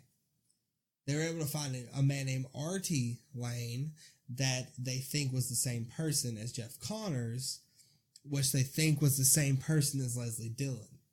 I think his psychopathic brain was trying to create someone to blame. Yeah. Because he couldn't take the blame for it. Like, he wanted to confess to it, but he didn't want to use his name. That's why he came up with two pseudonames. So he wasn't a fame killer. He didn't want to be infamous. Maybe he did it out of heat of the moment. I think he liked the chase. I think he killed Elizabeth. No, I think he's a psychopath. Yeah. 100%. Maybe he did it... Well, this ain't the law for me. No, I think he was obsessed with her. Whatever happened to Leslie Dillon after Florida? I'm sure he's dead. Oh, I'm sure he's dead by now, yes. After he was arrested, then let go, they just lost interest in him. Oh, so nobody knows. They try to say he was most likely in San Francisco when it took place, but they could not place him there. There was no way to account for his whereabouts for the days she was missing. No way to account for where he was. Okay, this is what I'm thinking. All right, give me your thoughts. Get my thinking vaped.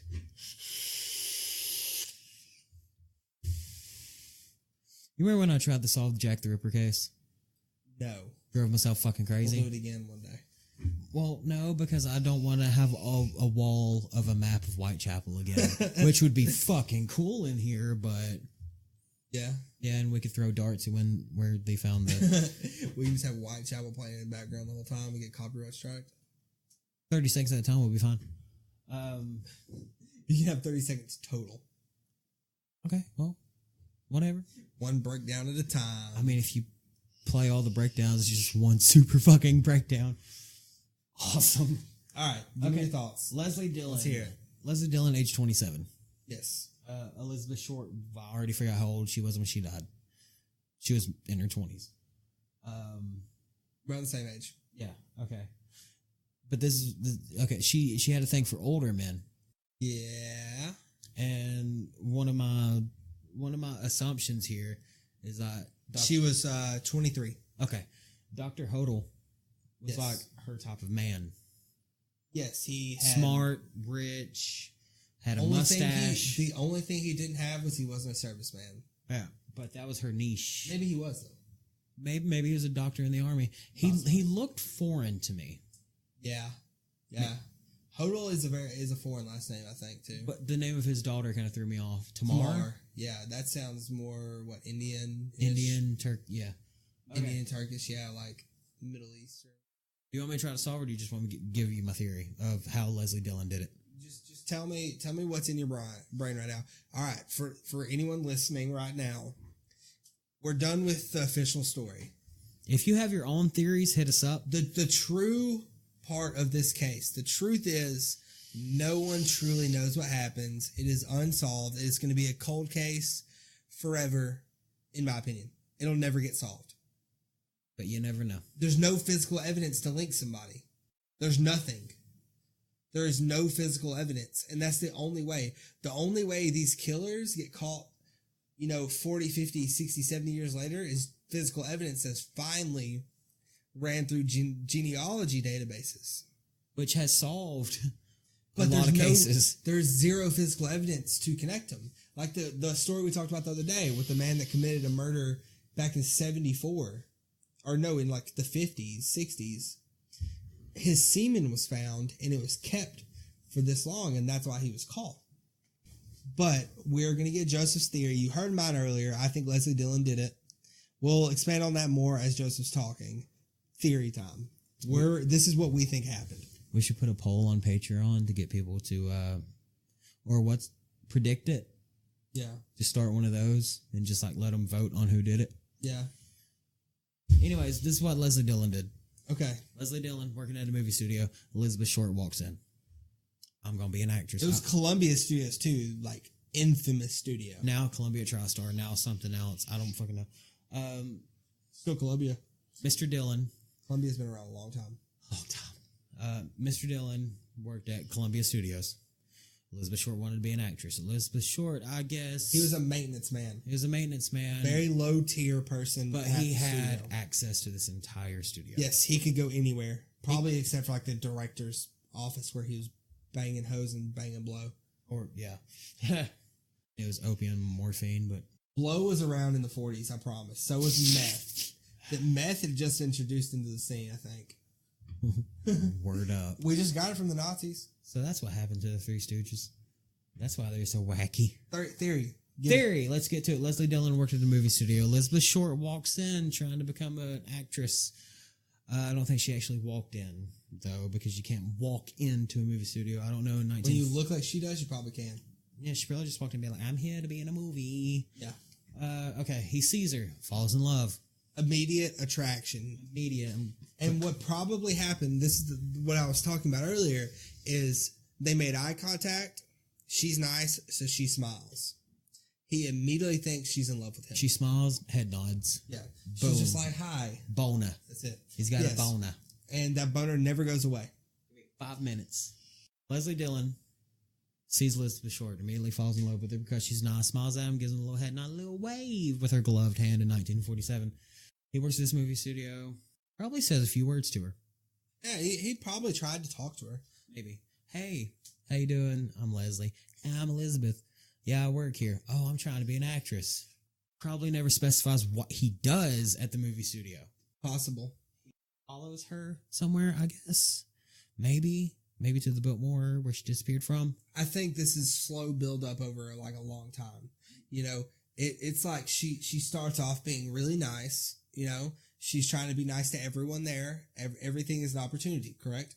Correct. Especially in an industry that's so competitive. Top of my head, they become friends, and that's the person she calls from the Biltmore. No, that's not what I'm thinking. Shit. Okay. This is what I'm thinking, right? They do their acquaintances. She's nice to him. He's nice to her.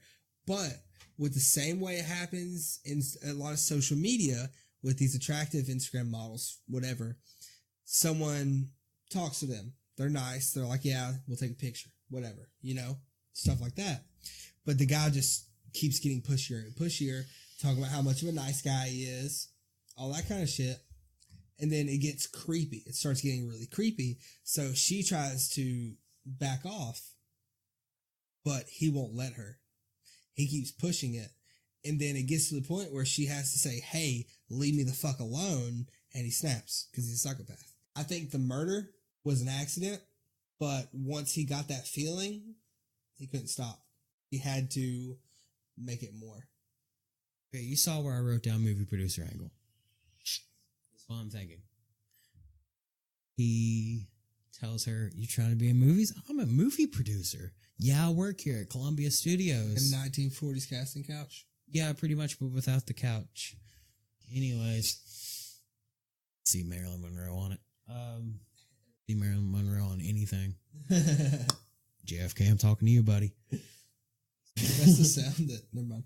That's the sound his head made. Okay. Like slapping a cup So of Jello. he called her at the theater or at the hotel. Yeah, I'm thinking, like you said, build up as a friendship, and he's like, I'm a movie producer, let me get to know you, I can get you into some movies. He's just looking for time to spend with her. Yeah. I'm going to get you in the movies. I can make you a star. But he probably played the, but you gotta fuck me angle. Yeah. And she probably said no. That probably enraged him. Because if you remember from us talking, she did date a lot, but she was not easy. That's why she left Camp Cook, because all those military men just wanted to fuck, and he wouldn't do it. She wouldn't do it. She wouldn't do it. She wanted to leave. She couldn't. Married. She wanted to be a housewife. Yeah, she wanted stability. She wanted someone that had money, someone that could take care of her. She didn't want to go back to Massachusetts. She was tired of surfing couches. She was trying to find a man with stability, not just someone to fuck. Yeah, he gets mad. Because she doesn't reciprocate the feelings that he thinks she has. Blunt force trauma was probably from him getting mad. He probably got mad. He's a psychopath. 100%. I believe this man's a psychopath. He gets mad, loses his temper, hits her, knocks her out. Oh shit, I fucked up. He fucked up. He's like, oh God, I did that, but I have a boner now. Because he's a psychopath and a sadist. So he knocks her the fuck out because he loses his temper and he gets a boner. And he's like, holy shit, this is what I've always wanted. This is better than her fucking me. Then the tied down, the torture, that happens. Yeah, he's like, you're gonna see what I can fucking do. Yeah, he inflicts pain to her, and he says, "Oh God, that felt amazing. That really gets me going. What if I do that more? What if if I cause her pain, it gives me joy." Yes, that's what a sadist is. Yeah, I'm in control of you. Whatever causes someone else pain gives me pleasure, and that's exactly what he ends up being. I don't think my showboat angle, except for the display body. No. That has nothing to do with being a showboat. It's all about control. 100% control. Control is all that matters with this guy. Okay, we're gonna fast forward the draining of the body. Okay. He is a former mortician's assistant, or he was one. Yes. He knows how to drain. That's what body. former means.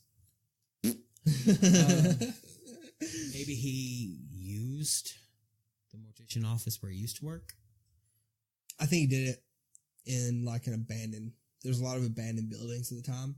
Because you remember in the first draft of this episode, I went off thinking it had to be a doctor or somebody that had experience in taxidermy that knew how to drain a body. But this makes more sense. Mortician, yes, someone that because drains and stuffs bodies. He knew where to nick. Yeah, he knew how to drain. If it was just someone out of the fucking blue that murdered Elizabeth Short, let me pull it back up here, because they would have to get rid of a lot of blood, because Elizabeth Short weighed 114 pounds. You're not supposed to display a woman's weight, but whatever. She can't get mad. There's angry spirits.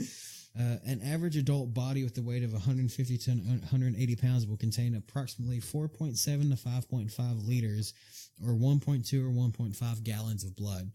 That's a lot of fucking blood. Yeah. Now, if it was someone inexperienced, what the fuck are they going to do with that blood? That is true. Now, we're going to get to the slicing in half. Like I said in the earlier draft of this, the possible reason for that was the trunks of cars were fucking small back then. They could fit a tire and that's it. Yeah.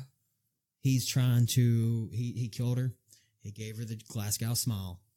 He's trying to get rid of her. What if the smile, because I don't remember the reason that gangs used to do it in Chelsea, but what if the smile was more of a like... calling card?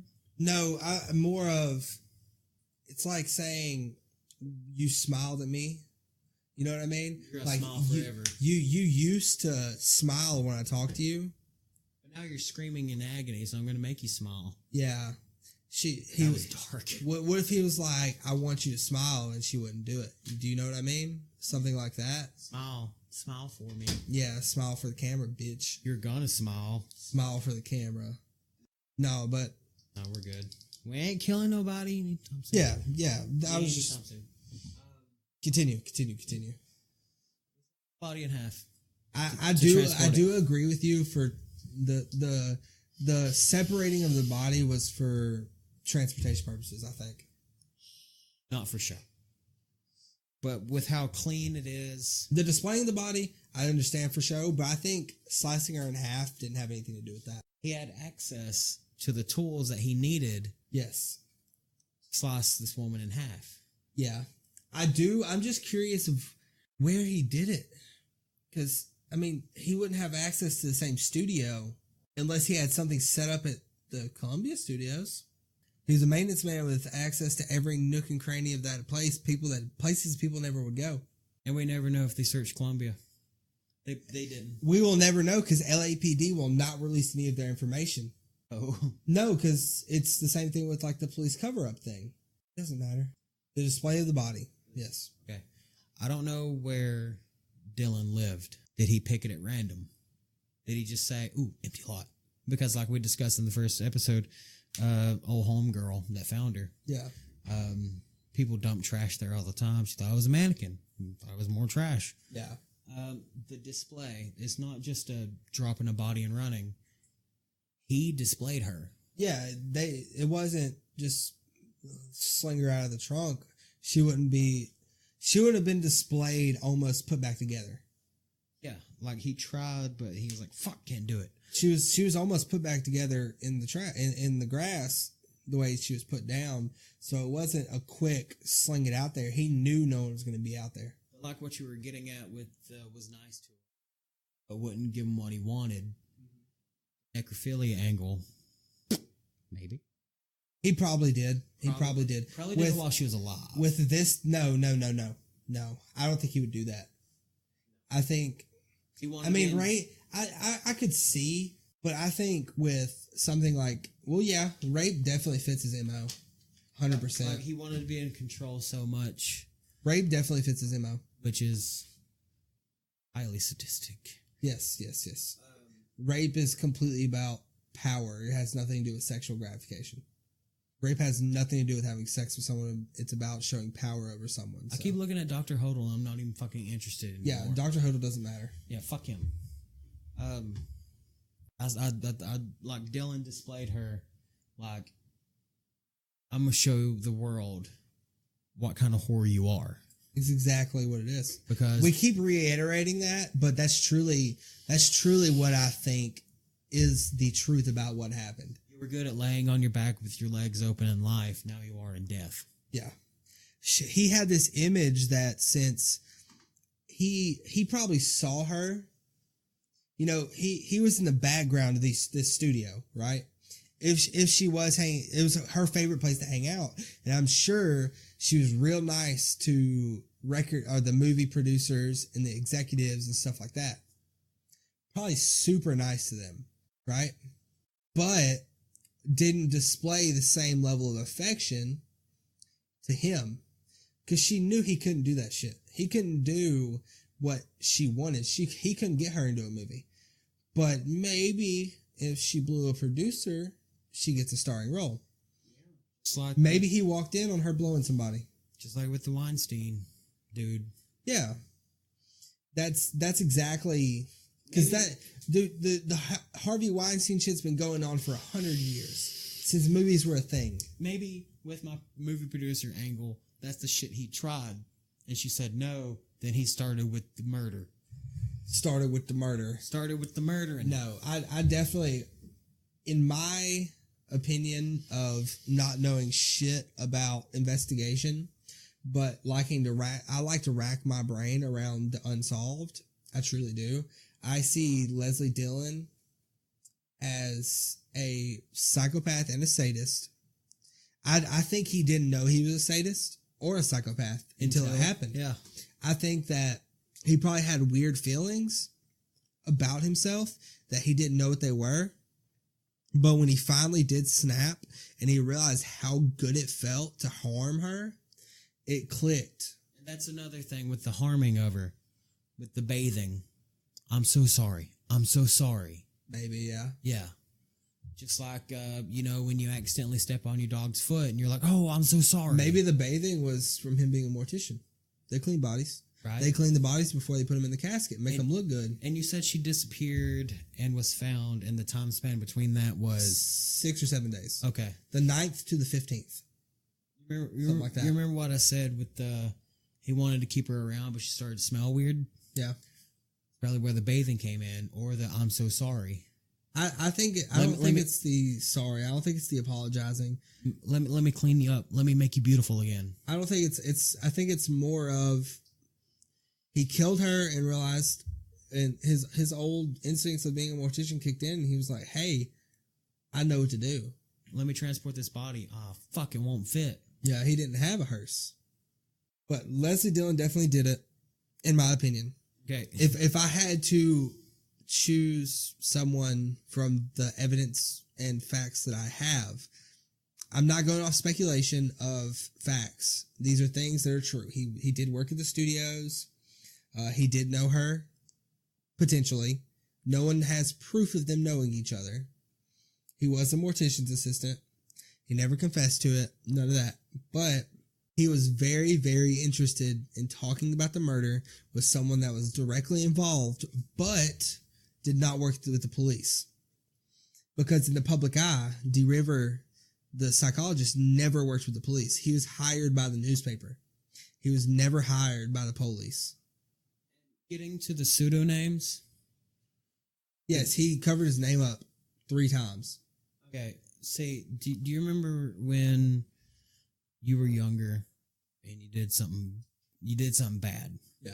And you're like you took somebody's bike and you fucked the tire up. I never did that, but go ahead. It's an example. Okay. And you went to your... Don't put that juju on me. And nobody was around when you did it, so you just ditched the bike. You went home to your mom and you're kind of nervous about it. You're going to get caught. Someone saw you. Like, what if... you looked at your mom and you're like, hey, what if, my friend Jeff fucked up, and if there's a Jeff listening, what's up? One of my best friends when I was like 7 was named Jeff. My first friend in school was named Jeff. Jeff. The last names? William Sundberg. Was in there. Okay. It's a hyphen. You ask your mom, what if Jeff did this? Yeah. What do you think would happen? And my mom would probably say, bro, get his ass beat. Yeah. And then you shit yourself. Yeah. Because you're scared. So his true name was Leslie Dillon. But when he first approaches the case, he says, my friend Jeff killed the Black Dhalia. But then they can never find Jeff. But Jeff... My friend Jeff killed the Black Dahlia. What would happen to him? I'm just curious. Yeah. And then they can never find who Jeff Connors is, but they find someone that uses that alias, Artie Lang, but they can never figure out who Artie Lang is, which is just another pseudonym of Leslie Dillon. Isn't Artie Lang an actor today? I don't think so. I swear there's an Artie Lang on like Mad TV. If my computer would work, that'd be awesome. Because, I'm old enough to remember Mad TV. There is an Artie Lang that is a stand-up comedian. Oh. He was born in 1967. Completely different. He did it, though. Yes, Mad TV sketch comedy. God, and on the Howard Stern show. Okay, we're going into maximum overtime, but... We gotta wrap this up, so... But... This is, final thoughts. In conclusion. Wrap up Detective Mind, because we're almost at 2 hours. Holy shit. This is our longest episode yet before edit. My Detective Mind, in conclusion, Your Honor. Leslie Dillon is guilty. Okay. He has too many factors firing against him. Okay. Around the same time, he's got the experience being a mortician. He met her at the studio. He fell in love with her. She didn't give him what he wanted. He killed her. Displayed her as the horror that he thought she was. Ran. He got scared and ran. He dumped all this fucking evidence into trash cans, into the lot, to get rid of it. Because he didn't need it anymore. He got scared. I don't know where the other shoe is. He kept it. 100%. 100%. Maybe it's in his attic, but Torn Page podcast rule number 2. If you have a family member that passes away that maybe has mentioned a murder in their lifetime, after they pass away, search their shit. Yeah. Because a case was almost solved by that. But it was all hocus pocus. But Exhibit A, mortician. The knowledge, the equipment. B, worked at the studio where Elizabeth Short was hanging out. C, sadist. He had a very deep interest in sadism and psychopathy. Exhibit D, the note Amanda left. It says you suck. Never confessed. He ran. He created 2 pseudonames just to see what would happen to his friend, air quotations, if he was caught. In my amateur detective / professional podcaster mind, Amateur podcaster / amateur porn star, Leslie Dillon is guilty. I truly think with all the evidence we have and the facts presented to us, that he definitely is the one that did it. You'd be a terrible prosecutor, by the way. Yeah. I no, like, I'm not a good liar. Yep. I could not be a lawyer at all. Yeah, that's the Black Dahlia. I changed Joseph's mind in this episode. You did. You convinced me that there is... Going into this, he was very convinced in Dr. Hodel. He just looks like a shady motherfucker. Look at the mustache. He looks like a shady Middle Eastern doctor. If you had a mustache like that in the 40s, you did it because you are... What was his name? Dirk Dastardly from Wacky Racers. Yeah. That was his dog. The dog was the best character in the show. Yeah. That's Leslie Dillon killed Elizabeth Short. Listening, Leslie Dillon? I'm cutting a wrestling promo right now. 1947 to 2019. How many years is that? Too many. But while you're looking at that, I'm going to cut a wrestling promo real quick. If anybody doesn't know, I used to be a professional wrestler before I got injured. Leslie Dillon. He'd be 97 years old. Leslie Dillon, if you're out there, I'm coming for you. I'm coming for the title. You, me, Sunday in the cage. Pay-per-view, Madison Square Garden. I'm coming for you. You can bring your friends, you can bring your enemies, but the cream always rises to the top. Let me be dead ass with you, brother. You cross me in the ring, you're going down. And that's the bottom line, because the Baswell said so. I used to cut so many of those. That's so good. I used to cut so many of those. I know how to act. Yeah. But it was in my character. But my character was a lot more. You come to me. You come to me as your friend. You try to be friends with me, and then you double cross me by attacking my tag team partner. Well, that's not going to fly with me. Because where I'm from, they get your face kicked in. Because I played a character that was from Boston. Yeah. Because I was the Boston bad boy, Joey Fiasco. Nice. So, and my tag team partner was Destin, Rancid Randy Phillips. We created that shit in 5 minutes because he could not think of one. I was like, okay, let's go. No. Rotten Randy Phillips. He's like, I like that, but we already worked with a Tommy Rotten. Yeah. Or Johnny Rotten. I can't remember. One of them's a punk singer, one of them's a wrestler. No relation. And I was like, Rancid Randy Phillips. He's like, you know what? I like it because we were listening to fucking Rancid on the way to Sneed. Yeah. That is going to conclude the Black Dahlia. Thank God. Hell, I could almost turn this into 3 parts, but I'm not going to. I'm going to post this 2-hour episode. And if anybody saw my tweet about this, I'm so sorry. What'd you tweet? When the first episode got uploaded, I'd shared it or retweeted it, and I was like, just like Elizabeth Short, this one's in 2 parts. I want to give a big shout out to the person that created this article, Morgan Korzik. She's the one that developed this website and truly was a lifesaver.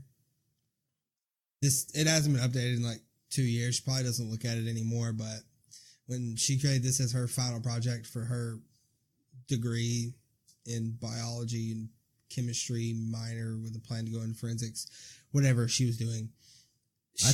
I trust her. She definitely helped so much by consolidating all of our information into one place. Thank you, Morgan. Yeah, what her work in creating this website helped a ton. Yeah, because A ton. usually we go on I gotta go through 6 different fucking websites, Wikipedias, articles. I just watch YouTube videos. When you in like the celebrity conspiracy, dude, I gotta find some shit deep in the fucking internet. So this definitely helped a lot. Rabbit hole after rabbit hole after rabbit hole. But thank you, Morgan. This was so beautifully put together. Everything has a tab for it. It's chronological. You got a search bar in case you see something that you don't recognize. Oh my God, everything you need to know. I can search the word butt right now. And it'd probably show up Dr. Hodel. Nothing. But anyway. Because he's a butt. But anyways. That is it. Let's do a shout out. Shout out to my girlfriend. What up, Kai? Because she is an avid listener. Super sweet girl. Anytime an episode drops, she's listening to it. She dropped a 5-star review on iTunes. We also have a 5-star review from my son's aunt, Kaylee. Nice. Thank you, Kaylee. And thank you, Kaylee. Yeah. There's too many fucking Kayleys. So I call her Kai. Yeah, but we call her Kai because my daughter's name's Kaylee. Yeah, and my son's aunt's named Kaylee, but I call her my emotional support animal. That's her name in my phone. Because when I first started talking to my girlfriend, I thought her name was Kylia. Because I'm a retarded. But we want to give a shout out to everyone. Again, James up in Michigan. Everyone. Devin. If you're listening to this, shout out to you. We love you. Hey, Britt Joe. Thank you for calling me handsome. Thank you for everyone listening. We truly enjoy doing this. Thank you to the new listeners in fucking Italy, Ukraine, Greece, Israel, Poland. I don't think we had one in Poland. I think it was. Let's look at this map real quick. Oh, we got some Portugal. We got some Germany, some Sweden, some Ukraine, some Greece. How many in Germany? 1. If it's Anna, I'm gonna get mad. We got some New York. Oh, we got New York. Some California, some Michigan. They're gonna get mad about all the Bostonian talk. They can get the fuck over it.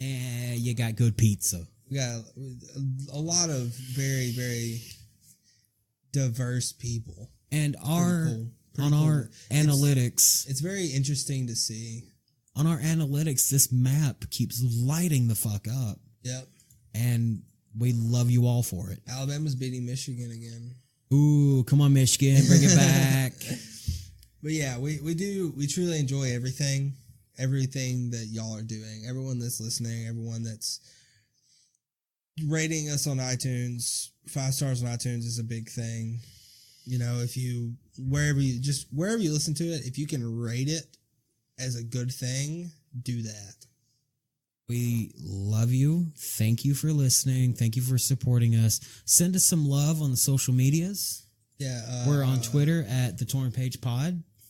If you want our personal Twitters, I am at LasersGG. I am at Joseph Baswell. If you go to the Torn Page Twitter, it's in the bio, both of our Twitters anyway. Yeah, because my last name is hard to spell. Yeah. We do have Instagram as well. We haven't really started posting on it yet, but I did create it just to have it. I recently broke my phone and I'm on a shitty Windows 95 kind of running phone, so I can't run Instagram on it without crashing it. So I personally will start uploading on the Instagram as soon as I get a better phone. Yep. Because that is my job. What else? The Patreon? We did create it. I haven't really done anything with it. The main reason I created it was to make sure I got the name. Right. So I could get the patreon.com/the torn page. Now, we are not expecting. Yeah, I'm just, the only reason I went ahead and said something about it is because I want to get a mixer. I want to get better equipment. and it's going to be really a bitch to do without help.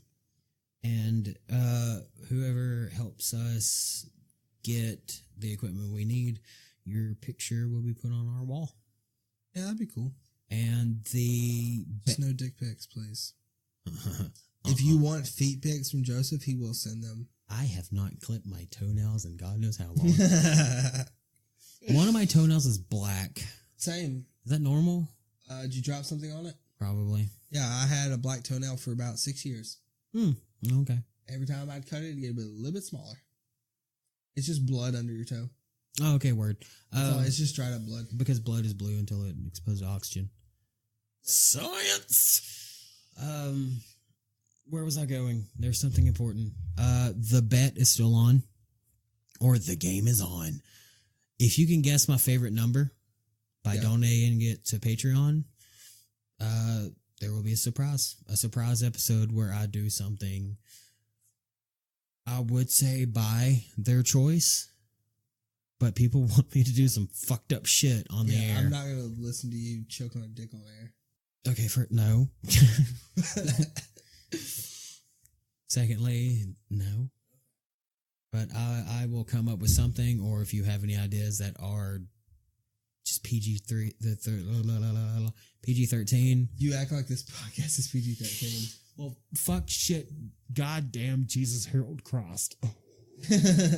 But with Patreon, eventually I'll set up tiers and bonus content and stuff like that. We just don't have the time right now to do that bonus content. We're going to work on it, though. I do really think one of the things I want to do is have Joseph read people bedtime stories. Personalized. I want bedtime stories. And if you do subscribe, we'll put out a personalized thank you message to each person. For each person. And I will get uncomfortably close to my microphone. Yeah, if you want him to put his mouth around the microphone, let us know. Or I can go to the side and talk really loud. That didn't pick up at all. All right. The new thing that I want to start is the new listener dab. Let's hit him with it. Let's make it audible. That's for you, new listeners. If you don't know what a dab is, you have the fucking internet. Obviously, you're listening to us. Yep. All right. That is it. Just social medias. If you search the Torn page on social medias, you'll find us.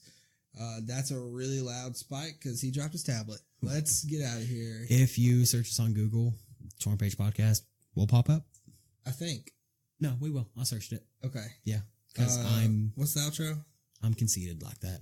Spay and neuter your pets. Yes. Chris mentioned something the other day about our outro, how we just say pet a dog and then the episode ends. That was the point. Yeah. Spay and neuter your pets. Don't be a dick. Give somebody a hug. Help the homeless. Don't be a dick. Vaccinate your kids. Vaccinate your kids and pets. Wash your ass. Pet a dog.